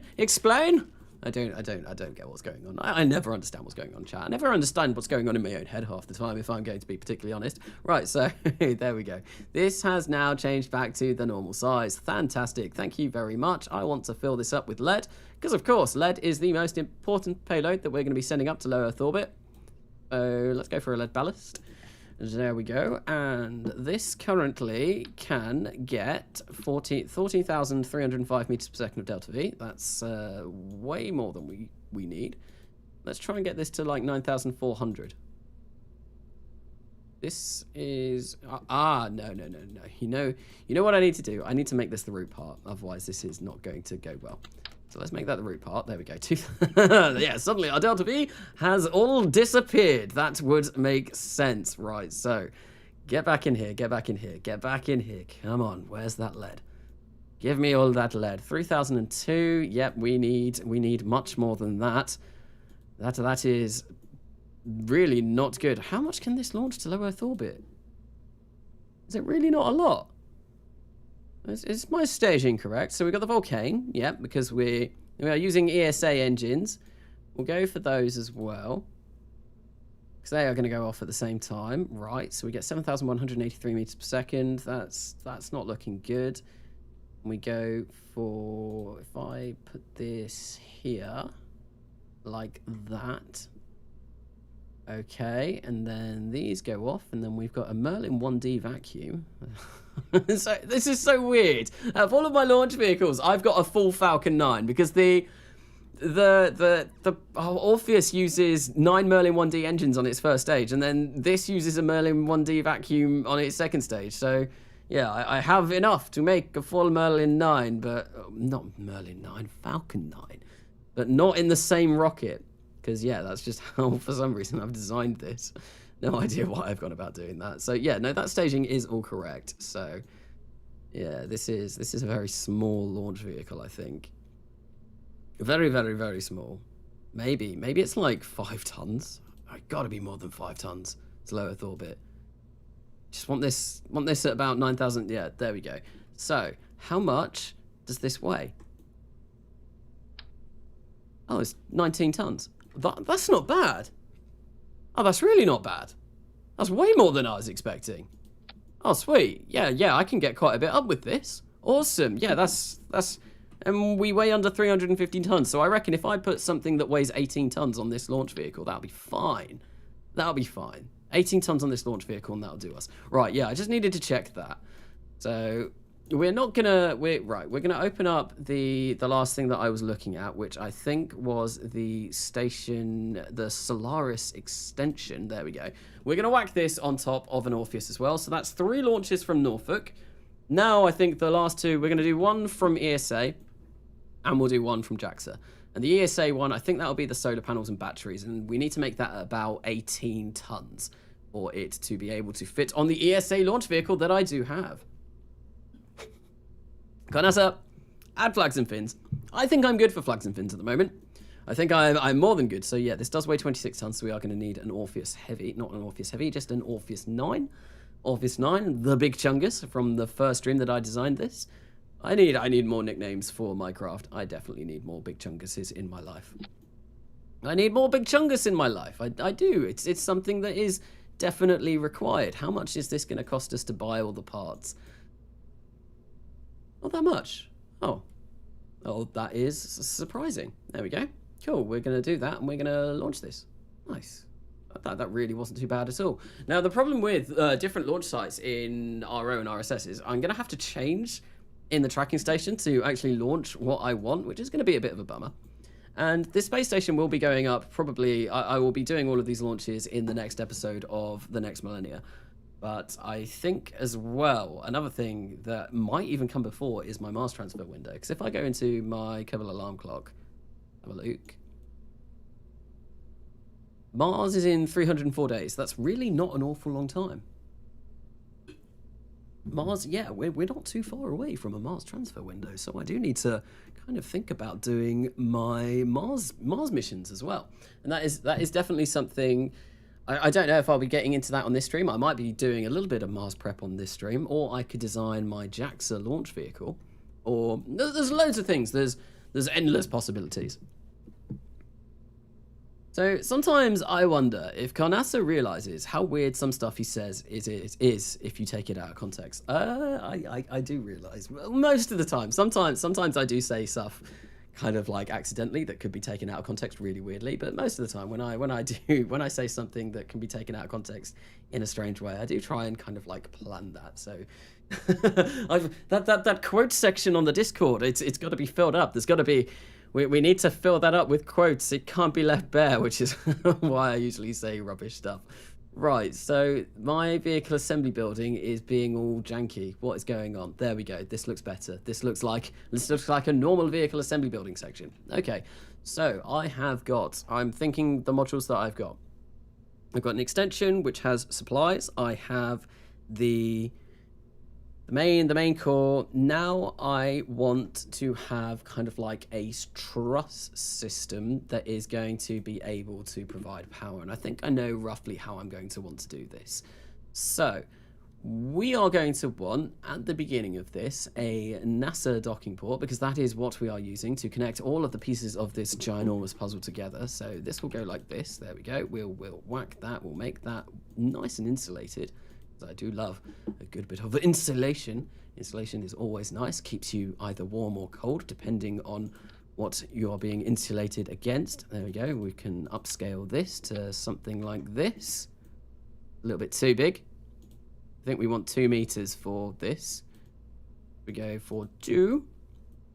Although I don't like how that looks, so I think what I'm going to do is we're just going to get maybe a tiny little bit of structural component that will go and kind of fit in here. Where is my structural components gone? Where are they? There they are. Cool. Okay, so just make this 2 meters. There we go. If it's nice and snug, we'll do that. And then that way we hide that awful little section of the docking ring that we don't need. And we'll place that on top there. We will do that. Get rid of that and color it in. I think I might leave this silver like it is, and I think because I've done that, I might just make that metal as well. There we go. Yeah, that's exactly what I want to do, and I've got hair in my face. Okay, so we're gonna make it a bit shiny as well, because everyone loves a bit of shiny. Shiny is always nice, always nice, and there we go, and that's the start of a truss. Yeah, it's pretty basic. Pretty basic, like Alisea. Okay, yeah, no. She's gonna come in again in a minute in a fit of rage. New mods, eh? Thoughts about them? Pesky Bird. Oh, yeah, Pesky Bird. AKA Rasphos. One of the new mods. New mods are cool. New mods are always nice. It's weird even in context. No, sometimes I say stuff that may be considered normal. Only sometimes. Not all of the time. Right, so girder. Nice girthy girder. Where are the girders that I want? Come on. This one, maybe? No. That is not the girder that I was looking for. Not the girder that I was looking for. I think this might be, yeah, and I want to scale this up. Although still, no, that doesn't look quite right. Why does that not look right? Maybe it's the cubic family large strut. Struts are always nice when they are large. Yes, I think I'll like this. This is what I'm looking for. But I need to make this a bit smaller. I need to make this 2. I feel, because this bottom... Yeah, there we go. Awesome. So, yeah, this is going to be the stuff. Why is that? Why can't I... There we go, Alt-tab it. There we go. Yeah, we'll do something like that. So this is basically... All this is going to be... I think I'll make that long. Gonna be nice and long. Long old girder. And then, how much does this weigh at the moment? 0.851 tons. That's not too bad. Then we're just gonna create 2 massive, ginormous, huge solar panels on the end. And that will be us for power. And we are going to grab the massive ones, the hub ones, flip around because they are the wrong way at the moment. We don't want that. No, you can never get this the right way. And then we will just increase their size, maybe to like that. These are going to be huge. They're going to be very, very big. But we need lots of power for our space station. And hopefully we should, I think maybe what I might do as well at the end of this is place a kind of like tiny little avionics module. And then that will be basically a battery power storage facility. If I get those out there like that. And yeah, they're not... Oh, they are clipping. No. Maybe... No, that's not correct either. What does this look like once they're extended? That looks pretty cool.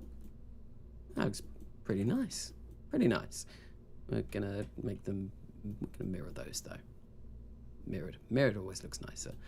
There we go. If we go for that, yeah, that's fine. We'll go, yeah. And then this will be a nice big old solar panel section for the space station, for Solaris Station. This is going to be launched on the ESA launch vehicle, and yeah, we'll grab one of these procedural avionics, and I'm going to mold that, and then we'll have some additional avionics for the space station as well, which will always be nice. It's always nice to have more computational power than you are going to need. I was suffering through a lot of computational issues with the last episode of The Next Millennia that I did, in the fact that I forgot to change some things around and things just went terribly badly. But this section here is mainly going to be for the battery power rather than the actual avionics. Yes, that's a lot. I'm back from eating a pint of ice cream because I'm very spoiled. A pint of ice cream. I don't really like ice cream. If that may sound terrible to people. I don't really like sweet stuff. I like sweet drinks. Like, obviously, I'm drinking Mountain Dew. But sweet food, I don't really ever like. I'm very much a savory person. Like, I'd much rather have a packet of crisps than eat a chocolate bar or something like that. Yeah, no, I'm far more about the savory. Far more about the savory me. Okay, I want a docking system. You don't like ice cream. Not really. I like vanilla ice cream and chocolate ice cream, but only very rarely. It's just not something that I've never really enjoyed. Yeah, I'm not keen on sweet stuff. Never really been keen on sweet stuff. What did he say? You don't like ice cream? Wow, damn, that's been that's made chat explode all of a sudden. No, it's just I'm not keen on sweets. I don't like desserts or anything like that. I would rather have I've talked about this before. Like, if I had a meal, I'd much rather have a starter and a main course than a main course and a dessert. Yeah, I don't like sweet. I don't really like sweet at all. I mean, I do a little bit, but yeah, no. Savory is much more my cup of tea. Straight up Marmite. I made myself a flag for my rocket company, Kerbal Launchers United. Well, very cool. Is that what you've been doing? So no. Did you do it in Microsoft Paint? Did you get to paint and do that? What's going on, JM Studios? So, yes, eat Marmite. I like Marmite. Marmite, I don't... See, the thing is, I also fall into the category, you either love or you hate Marmite. I like Marmite. I don't love it. I don't hate it. I enjoy it sometimes on toast. But I wouldn't go out of my way to eat it. I'm just an all-round odd person, apparently. Like liking it, not fully getting the Marmite experience by getting fully involved with that. I said fully about like 100 times there. Yeah. It's getting late. Well, what is the time? It's almost 11, so expect some absolute gibberish and rubbish out of my mouth over the next probably hour or so. So, I have... What am I doing here? I want to change the...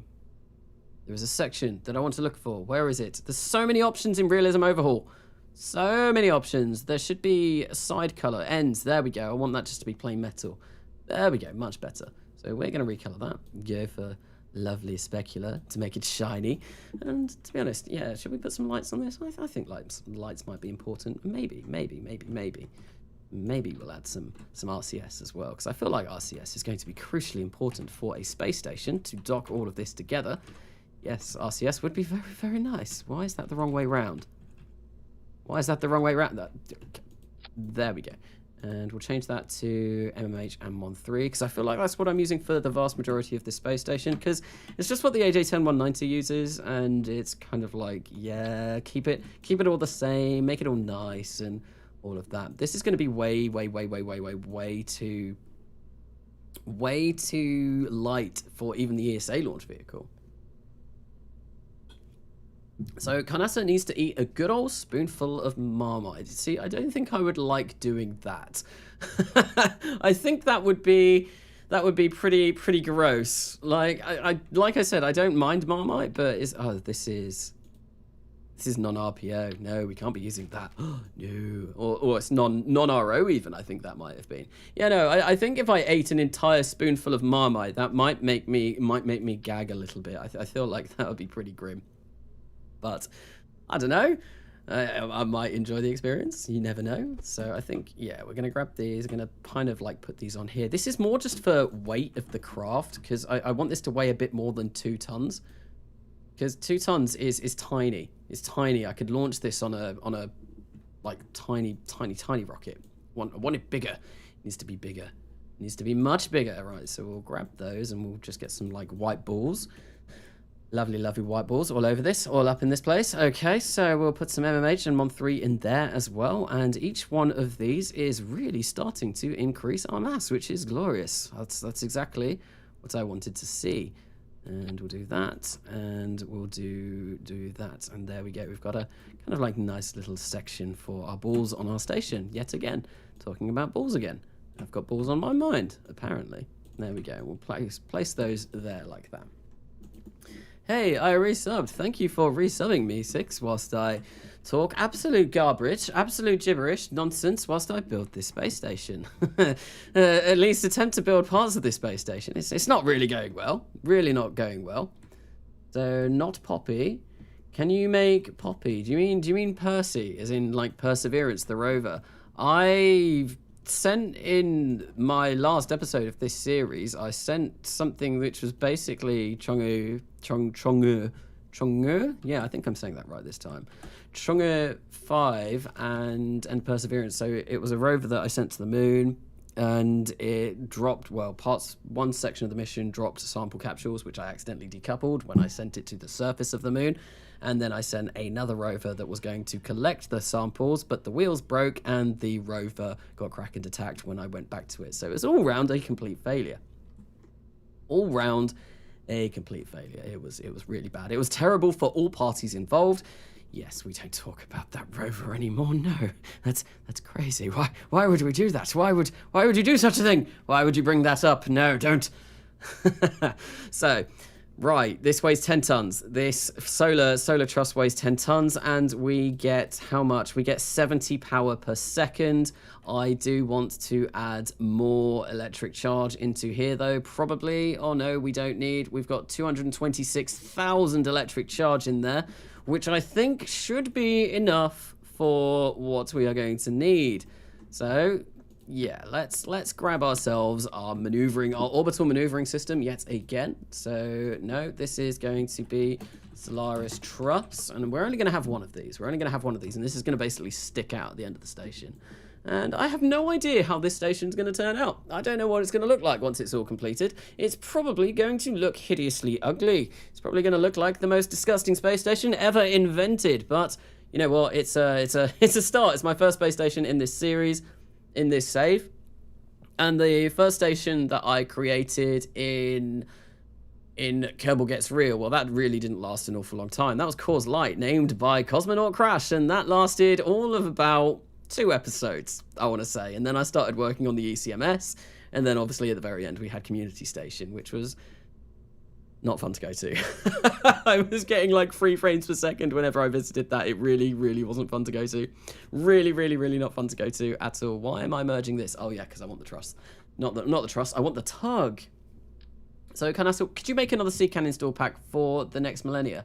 I've got one already. There is a Seacan install pack. It won't... It kind of... I've said it already. I've said it already on this stream. You can't use it just to download RO, because if you want to download RO, there's so much more to it than that you need that Seacan pack doesn't supply, that doesn't provide. You need to download RO in the normal way. That Seacan pack, all that's really for is to try and like give you some of the extra mods that I'm using for this series. Oh wow, look at that. We got like 12,000 meters per second delta V, 13 tons as well. So the ESA bullet is going to be more than adequate to get this to orbit. That's fine. And oh, come on, there we go.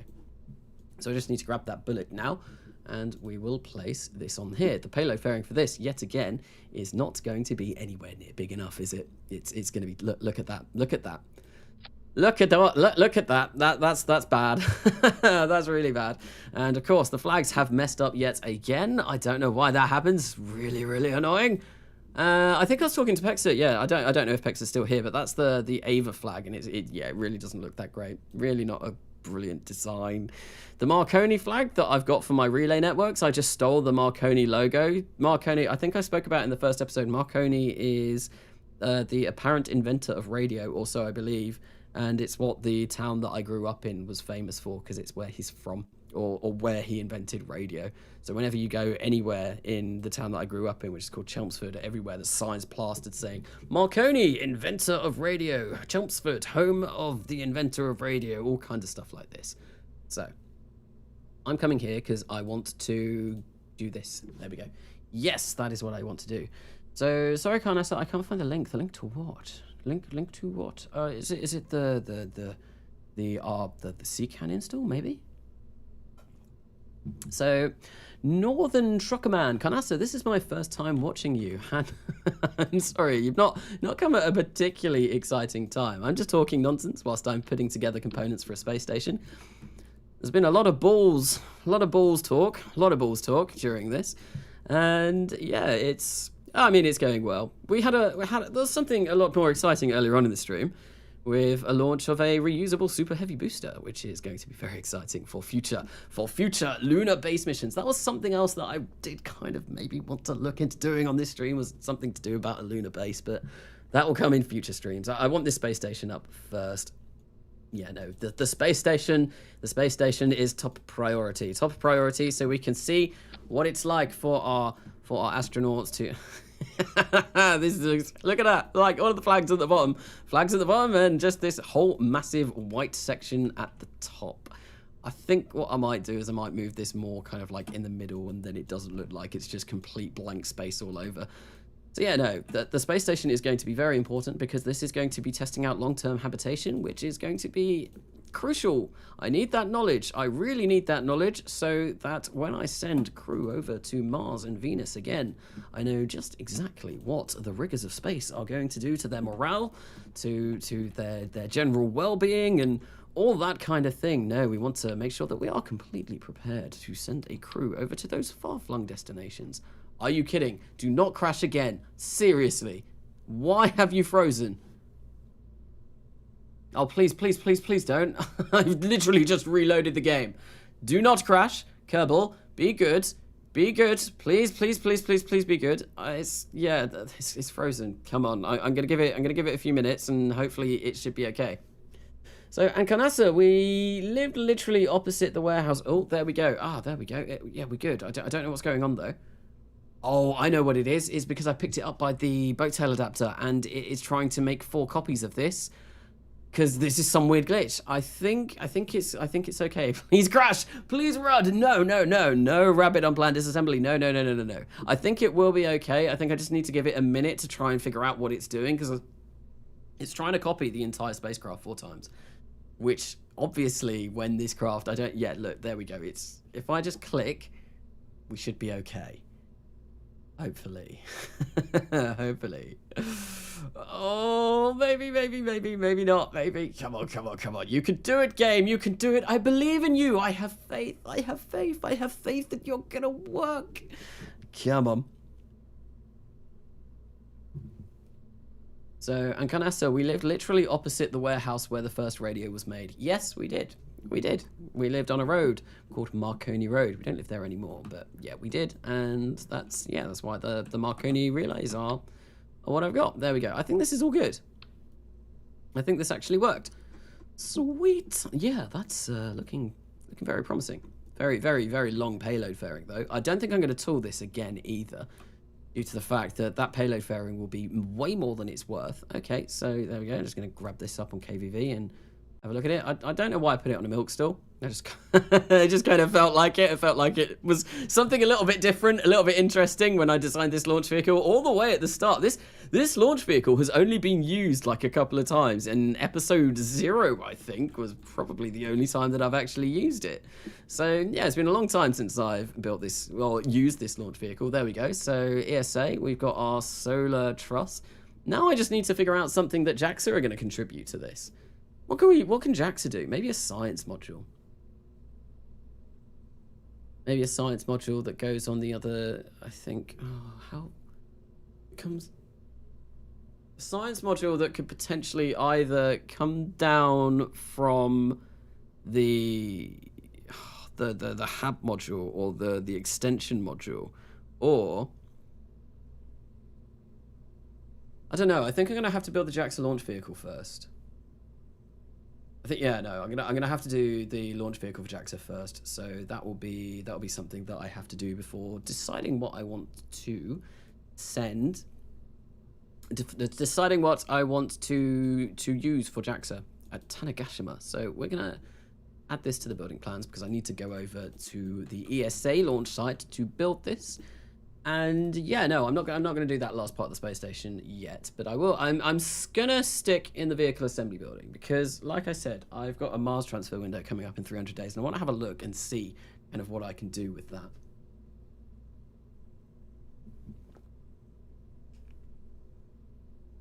So, new guy, don't ask me why, but whenever I see your name, I just sing that song from Fallout, or like the I don't want to set the world on fire. Like that one, or because that's my favorite song from Fallout. I love that song. It's always on my Pip-Boy when I'm wandering around on in the desert, or like, yeah. So yeah, that one. Yeah, that's a great song. Okay, so Mars. Let's get my notebook up and see what I wanted to send to Mars. I wanted to send a scanner. Scanner. Phobos sample return. Now that might be something interesting to design on stream. Yeah, let's do that. Let's work on the Phobos sample return, or at least the mission that I'm going to be sending over to Phobos. And I think, yeah, that'll be the last thing that I design for the stream today. And then at least I've made kind of like good progress for the next episode than all of these designings.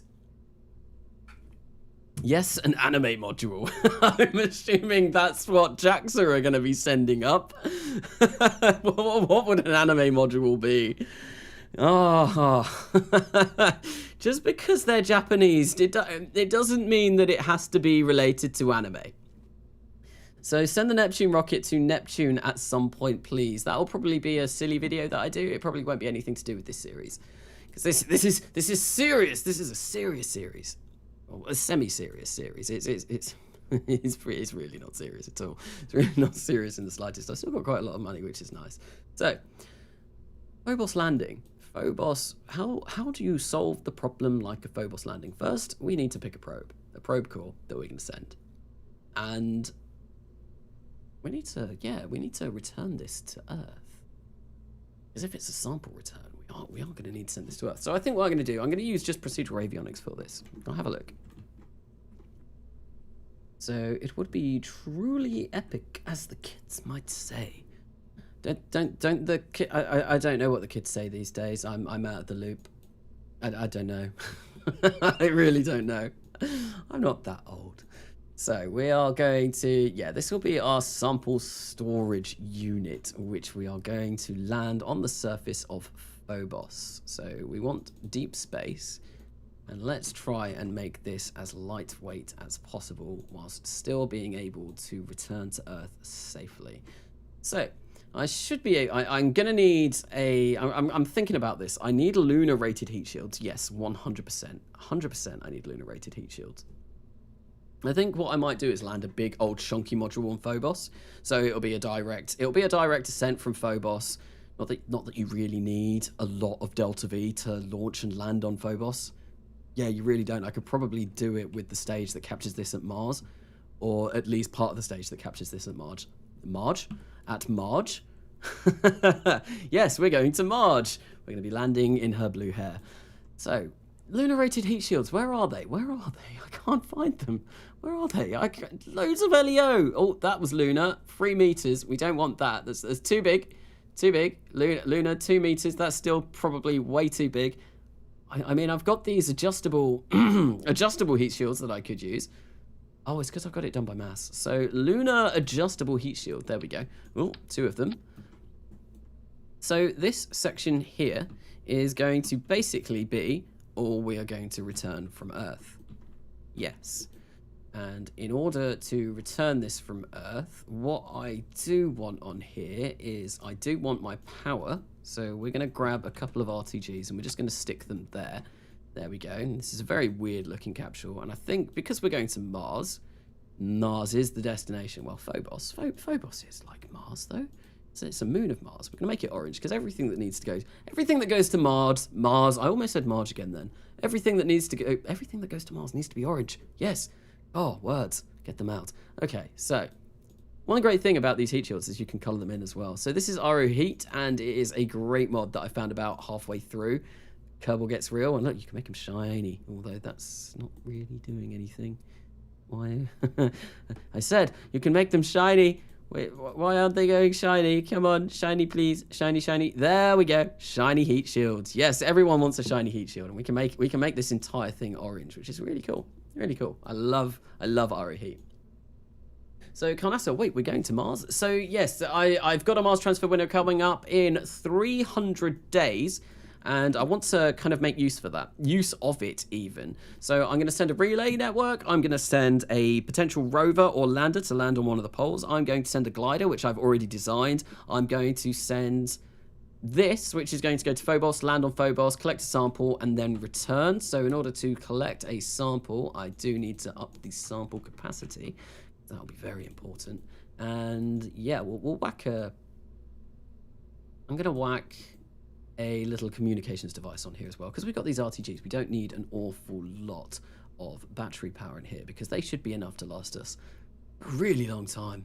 Really, really long time. For as long as basically forever, hopefully. Well, I do have decaying RTGs, but yeah, it should be a real long time that these last. So where it's service module 4, I've already got that. That's fine. So we'll go show tank UI. We'll set this down to maybe about 150.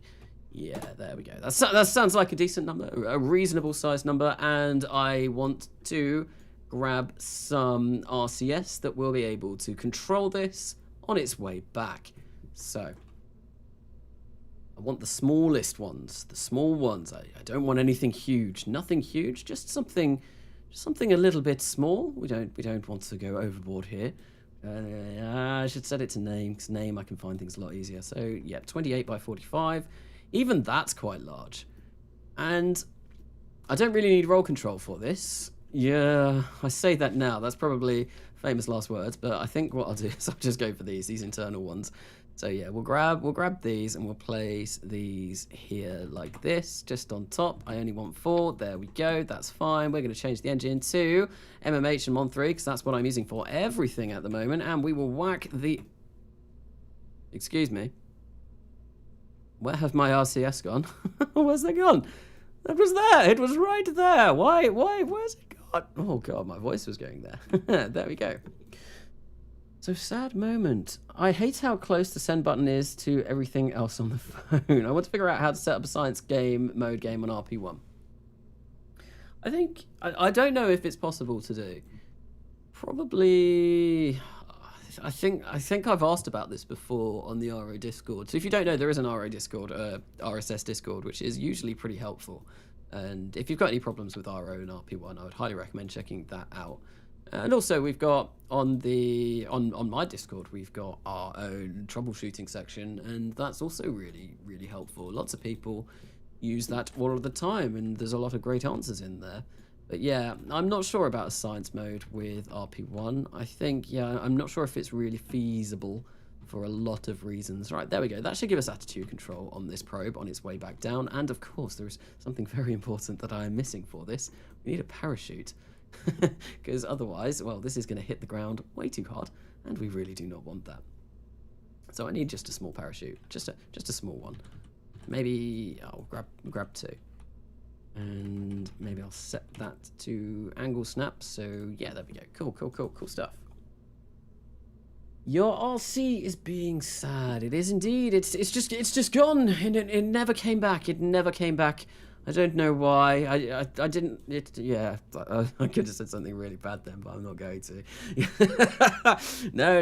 We're gonna keep this all kind of family friendly and all of that. Yes, no, that is exactly what my channel is. It's a family friendly channel. I don't swear or talk about all of the bad things. No, it's nice and PG friendly or whatever that is. So input craft mass. Anyways, what, like 0.3 tons? This is really small. So that's 2. And touchdown speed, yeah, let's get that to 4. Why not? We'll have a nice slow landing. And we want that to be previous size. Apply symmetry to all counterparts. Apply to all symmetry counterparts. Yeah, I got it right the first time. And there we go. We've got parachutes on there. Good. That's exactly what I wanted. So we've got power, we've got parachutes, we've got RCS, we've got a place to store our samples. Now, what is the next stage that we need for this? I need a way of getting back from Phobos, I think. Only just jumped on the stream. What are you building? Whatever it is, looks great. This is... it kind of looks like a hat. Look at that. It's like a... kind of almost like one of those Mexican hats. What are they called? I can't remember what they're called, but they're like really kind of like wide, and then they've got like a nice big top. I can't remember what those are called. But yeah, no, this is going to be an attempt at doing a Phobos sample return. So this is the final module. This is what we will send back to Earth. Now I need to have a module that is going to land on Phobos and potentially send us back to Earth all in one go. And I reckon I need probably about 3,000 meters per second of delta V for this stage, or thereabouts. I think. I feel like that's going to be a decent amount of delta V. So in order to get that, what we're going to do is we're going to match this up to the same size as that. Sombrero, yes. I can't remember. I didn't remember that. But yes, no, sombrero, exactly one of those. Is this a meter? Is this a meter wide? Yes, it is. So we're going to get this all down, all nice like that. There we go. Okay. I should also test this re-entry system just to make sure, because it'd be really sad if I get all the way back from Phobos and this burns up in the atmosphere. I can see happening. I can honestly see that happening, and I think I'll cry a lot if that does happen. So yeah, I probably will test that, but I won't do that now. I'll do that at some point on my own time whilst I build up the rest of this. There we go. Sombrero, we're working on that. So, can I say, Neptune said, don't waste the window. The window? The window? Don't waste your window. The transfer window. Staging. Yeah, I need to change all that staging. Wait. What happened to the For All Kerbal Kind series? Jebediah Jeb? I'm not involved with For All Kerbal Kind. That's the Beardy Penguin and N9. Beardy Penguin. Beardy was here earlier on. But no, I am not involved with that series. I am not Beardy. Despite many people somehow thinking that I am. So yes, right. Okay, so transfer stage back to, well, this is gonna this will land on Phobos, take off from Phobos, circularize around Phobos, and go back to Earth. And you need about 2,500 meters per second of delta V to get from Mars to Earth, or thereabouts, and that's all we need. And it'd probably be good to have a little bit of fuel for corrections. And yeah, we're gonna grab an integral tank. I'm gonna make this 1 meter, and I think in order to do this. Yeah, we're just going to use one of these, maybe, or could we use one of these? Maybe a throttleable engine might be nice for landing. I don't think I need that. I don't think I need that. We could basically make this a tin can as well. This could look hideously ugly. Probably will look hideously ugly. Hideously ugly. Canassa, do you watch Ray Space? I used to, until he snubbed me. Now I don't watch him anymore. I asked him to be in the last episode of Kerbal Gets Real, and he turned around and said, no, I'm too busy. So I don't watch him anymore. But yeah. Oh, that was a while ago now. But yeah, it's been a while since I've watched a Ray's video. I loved his Mars colonization series, and that just ended so abruptly. And it was just like, why did this end so soon? You didn't finish it. Why did it end? I really wanted that series to carry on. Oh no! I just spent 70,000 buying Caviar B. Why is that right there? Why is that right there? That's such a waste of money. That's not good. Oh, blimmin' heck. That's really annoying. Oh, that's... Oh well. Oh well. So, he hasn't noticed the RCS. What about the RCS? What about the RCS? Your capsule is dual-wielding RCS. Oh, yeah, there is. So they are in there. I didn't lose them. They are in there somewhere. Where are they? Where are they? How am I going to remove those? I think they're kind of like tucked away. Where have they got? Is that them? No, that's the main... Where could they possibly be?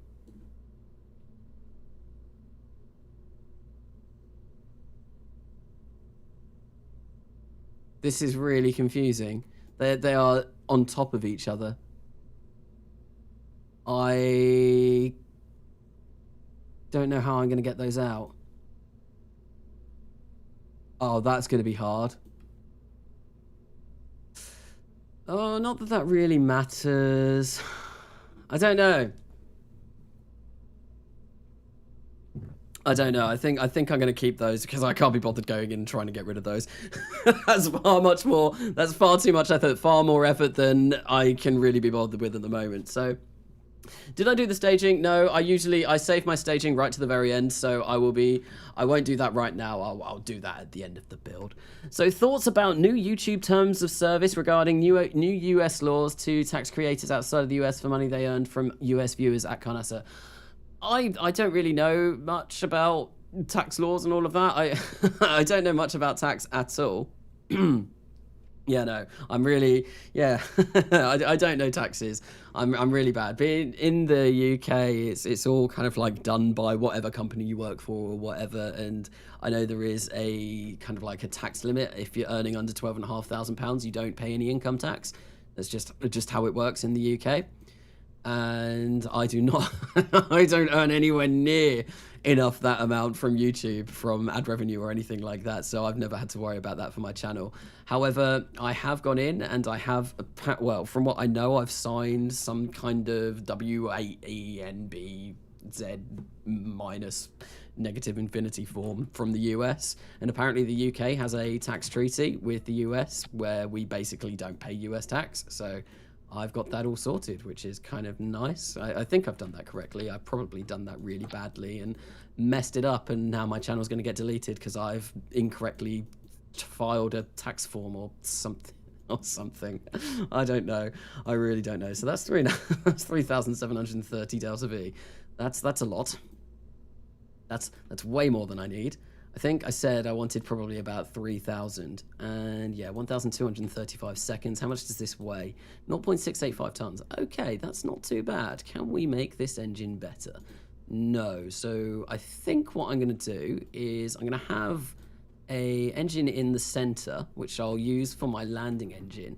And then in order to keep me sane, when this is going to be around Phobos and doing all of the maneuvers, rather than having 12,000 seconds that I'm going to burn, I'm going to grab another 4 of these, and then that should reduce it to only 247 seconds, which is great. So this gives us a bit more fine control with just the one engine to land on Phobos and Dame, or just Phobos, and then we can burn all of them for a lot better kind of like speeds. Yes, speeds. This is speed. This is definitely speed. All of the speed. I think I might make this a bit bigger as well. So 3,500. I mean, I could use this for a lot of the orbital maneuvers around Mars as well. If I get a transfer, I get this up to about 1 ton, almost 4k meters per second of delta V. Yeah, I think I'll go for this. And we'll just move those in ever so slightly. Just get those up there like that. And there we go. The sombrero.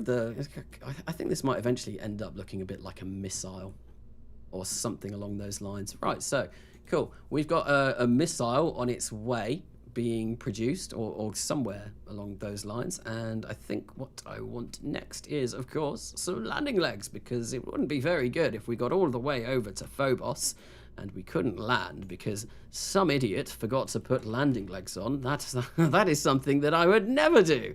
That is something that I would definitely do. So yes, landing legs. Oh, what's this? Suspension. I've never seen this before. Enables leg will have a fully configured suspension. Leg will function as a animated object. Well, I think I want the suspension. I think. Yeah. Kanasa, you should build the International Space Antenna. International Space Antenna? I've not heard of that. What is the International Space Antenna? I'll have a look. I'll have a look later and see. We're returning the favor. Just kidding. I love the UK. Wait, what was that? What was that from? Was that from the tax all the way back a while ago? Better to have and not need than to need and not have. Yes, indeed. Have and not need than to need and not have. Yes, yes. I was trying to work that out of my head there for a second. Like, is that the right way around that I should be looking at? Suspension. Yes, indeed. Right. So these legs are too small. They're too small. Too small. I think there should be a micro landing leg that probably will be the size of landing leg that I want to go for. The micro landing strut. Oh, hello. That's a bit bizarre. What's going on here? What's that? Those aren't. What? That's weird. That's really weird. Is that going to be like that for all of these legs? Can I grab these and make them like a smaller scale? Hopefully I can. Yeah, we can. And that's gonna. Goodness gracious me! That adds a load of mass to this. No, that's better. Yeah, there we go. That's fine. That's fine. This looks deformed, but oh well. we're gonna get rid of that. Ah, there we go. Beautiful, beautiful, beautiful, beautiful. And of course, this is a scientific mission. It's going to be a scientific sample return. We can't really get a sample if we don't have a sample collection device. So I need to go and find my sample collection device, because that is, of course, the main focus for this mission. So we're gonna grab one of these, or 2 of those, so that we can kind of keep it at the same angle, and then we'll place 2 of those on either side. I'm just going to inset them ever so slightly so we can kind of tuck it away. And I probably will end up doing something with this, make it look a little bit nicer, because at the moment, look at this. This is ugly. I mean, we had the sombrero at the top, which kind of looked cool, but yeah, I think the rest of this, yeah, I'm not keen on how this looks at the moment. It's just kind of like a big metal tube that we're going to be landing on the surface of Phobos. What if we made this orange? Maybe. My voice keeps going today. Make it orange. We can get some racing stripes at the top. This really reminds me like of Formula 1 now. I don't know, chat, what do you think of this? What do you think of the colour scheme that's going on at the moment? Because I actually kind of like that. I don't know why, but I feel like that's very my style. I kind of like it. I think Katniss has forgotten what a sleep schedule means. Katniss usually is pretty good for going to sleep. Usually he is... Yeah, I'm surprised Katniss is still up at this time. Usually there's a point in the stream, usually probably like an hour ago, where Katniss will just put like ZZZ and then Katniss will be gone. But no, Shh, call it the Hamilton. Yeah, I'm assuming after Lewis. It is Lewis Hamilton, isn't it? I have a friend whose last name is Hamilton as well, and he was good at kind of like go-karts, and he not just go-karts, but he did kind of like rise up through doing like racing, but he got really good at it, and he got quite far, but he never ever got anywhere near like Formula One standard. Okay, there we go. That's it. After Lewis, yes. So it's not like we're in the same time zone, but shh, sleep. Yes. Is it time zone? Is it the just Western European time zone in Poland, or is it a different time zone? I don't know, because I know the UK is an hour before Western Europe. Oh, it's the same time as Portugal, isn't it? Europe and Portugal share the same time zone, which is really weird because if you look at a map, it's kind of like the curvature of the Earth. But you'd expect Europe, like UK, not to have the same kind of time zone. Like it's weird. It's weird, but yeah. So GMT +1. Okay, so yeah, so kind of like all of Western Europe except the UK and Portugal. Okay, so what am I doing now? What am I doing now? I think RCS. That's what I need.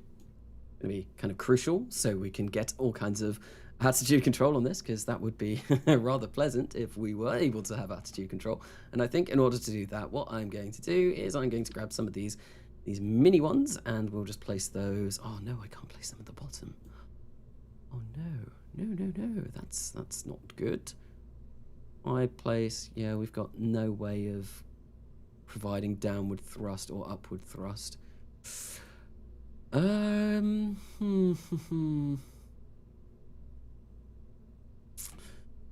don't want to place them up there, but I think I might have to.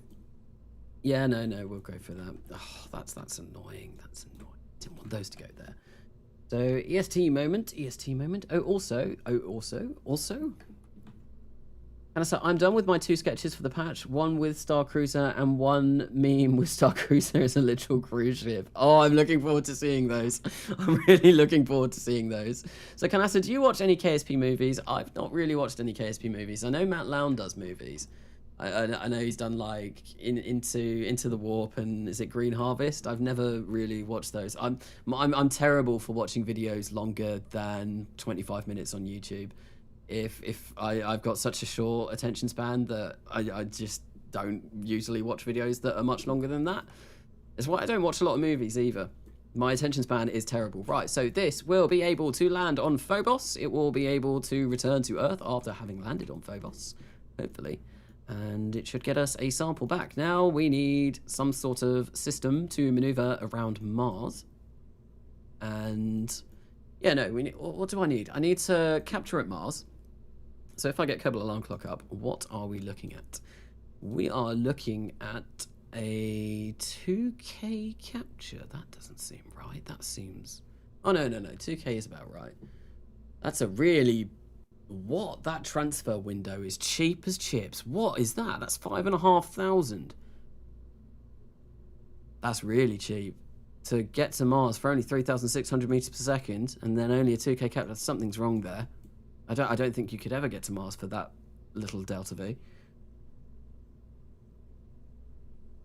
I'm fairly sure. I'm going to play it safe and say that the capture is going to be about 3,000 rather than 2,000. So, yeah, we need a capture stage that will be 2,000. And then, obviously, I need to get to Phobos, which will require a bit of delta V as well. So I think in order to do that, and this is one of the missions that I kind of spoke about this earlier, that I want to launch this in one rocket alongside with my relay network. So we'll have the relay network on one side and we'll have this on the other side. So yeah, the Mars capture stage is going to be quite big, and that's why I want kind of like a little bit more of a stage here to maybe do our Phobos transfer. I don't know though. I really don't know. Also, I need to make sure that my avionics are alright, because that could be something that could that's something that I definitely need to be paying attention to. And it's probably going to go all terrible. It's always all terrible. Things on streams always go bad. Always go bad on stream. But well, it's good fun. It's good fun. So we'll go top like that, and we'll get the height down. Yes, I have placed that incorrectly. Oops. Try and get that smack bang in the middle, please. That smack bang in the middle, please. If I can go like that. Come on. There we go. Cool. So, Canasta, you should launch a space station from Earth that is crewed to Mars that have 1G environment. So, the space station, obviously, that I have done quite a bit of building on for today, they did have a centrifuge ring in. I don't know how much it provides in terms of gravity. I can't imagine it's 1G. Where's the Nautilus? Do these say? So this provides 0.6G. What does this provide? Does not say. Yeah, no, that doesn't say. Does the Nautilus say? 0.5 for that one. And this is... No, it doesn't say.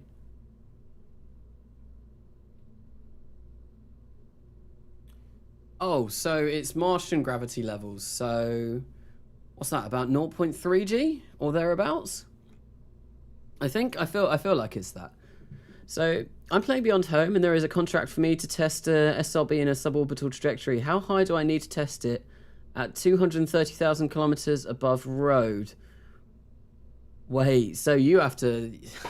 so you're going to have to like launch really, really high, just point straight up. Burn until your Apple Apps goes to above 230, and then test the solid rocket booster and hope. Or maybe what you should do is you should flip around, point retro once you get there, and then start burning towards road. Because if you burn when you're at 230 kilometers with a solid rocket booster, there's a good chance that you might go into planetary. I feel like that could definitely happen. So, yeah, maybe. I don't know. What else did I want on this? I wanted kind of like communication. Yes, communication is important. Communication is key to a healthy and sustainable relationship. Apparently, I wouldn't know. I don't have one. Yes, I'm totally not married. Right, so, okay. Communication, that will... I don't need it. I've got a probe core on here. What am I doing? I'm messing up now. Yeah, it's getting late for me, and I'm starting to do silly things and getting a bit tired. So I'll probably try and wrap up a little bit of this and probably call that a night. It's been a long day. It's been a very long day. Had a lot of university today, and I've been doing Kerbal in the background as well, whilst I've not had lectures and stuff. So yeah, there we go. Look at that. We'll turn this into a missile. We'll turn this into a big missile.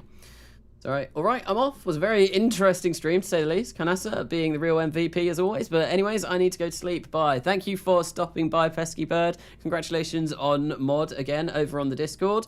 And yes, no, I will undoubtedly catch you at the next stream. So, Kanasa, do you have a multiplayer mod? No, I do not. I've never played multiplayer KSP.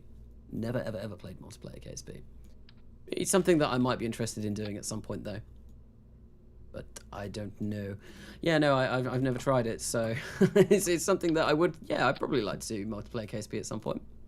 Like, there's LMP and there's DMP, isn't there? Lunar multiplayer, and I can't remember what DMP stands for. So, yes. This is going to be... Yeah, this stage here will be doing kind of like orbital maneuvering around Mars. And in order to do that, we're going to need a big old engine. And I think this is... I say a big old engine. Actually, no, I don't want one of these. What I want is one of the astropodes. Yeah, something like that. There we go. Fine, cool. Let's go MMH M13 yet again. Spend a bit of money and place all of this like this in here. That gives us 1.6 tons.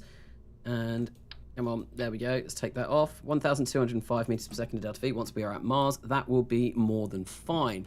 And yeah, that should easily get us an inclination change if we need it, as well as a as well as an intercept with an intercept and capture around Phobos. I think I feel like that should be okay.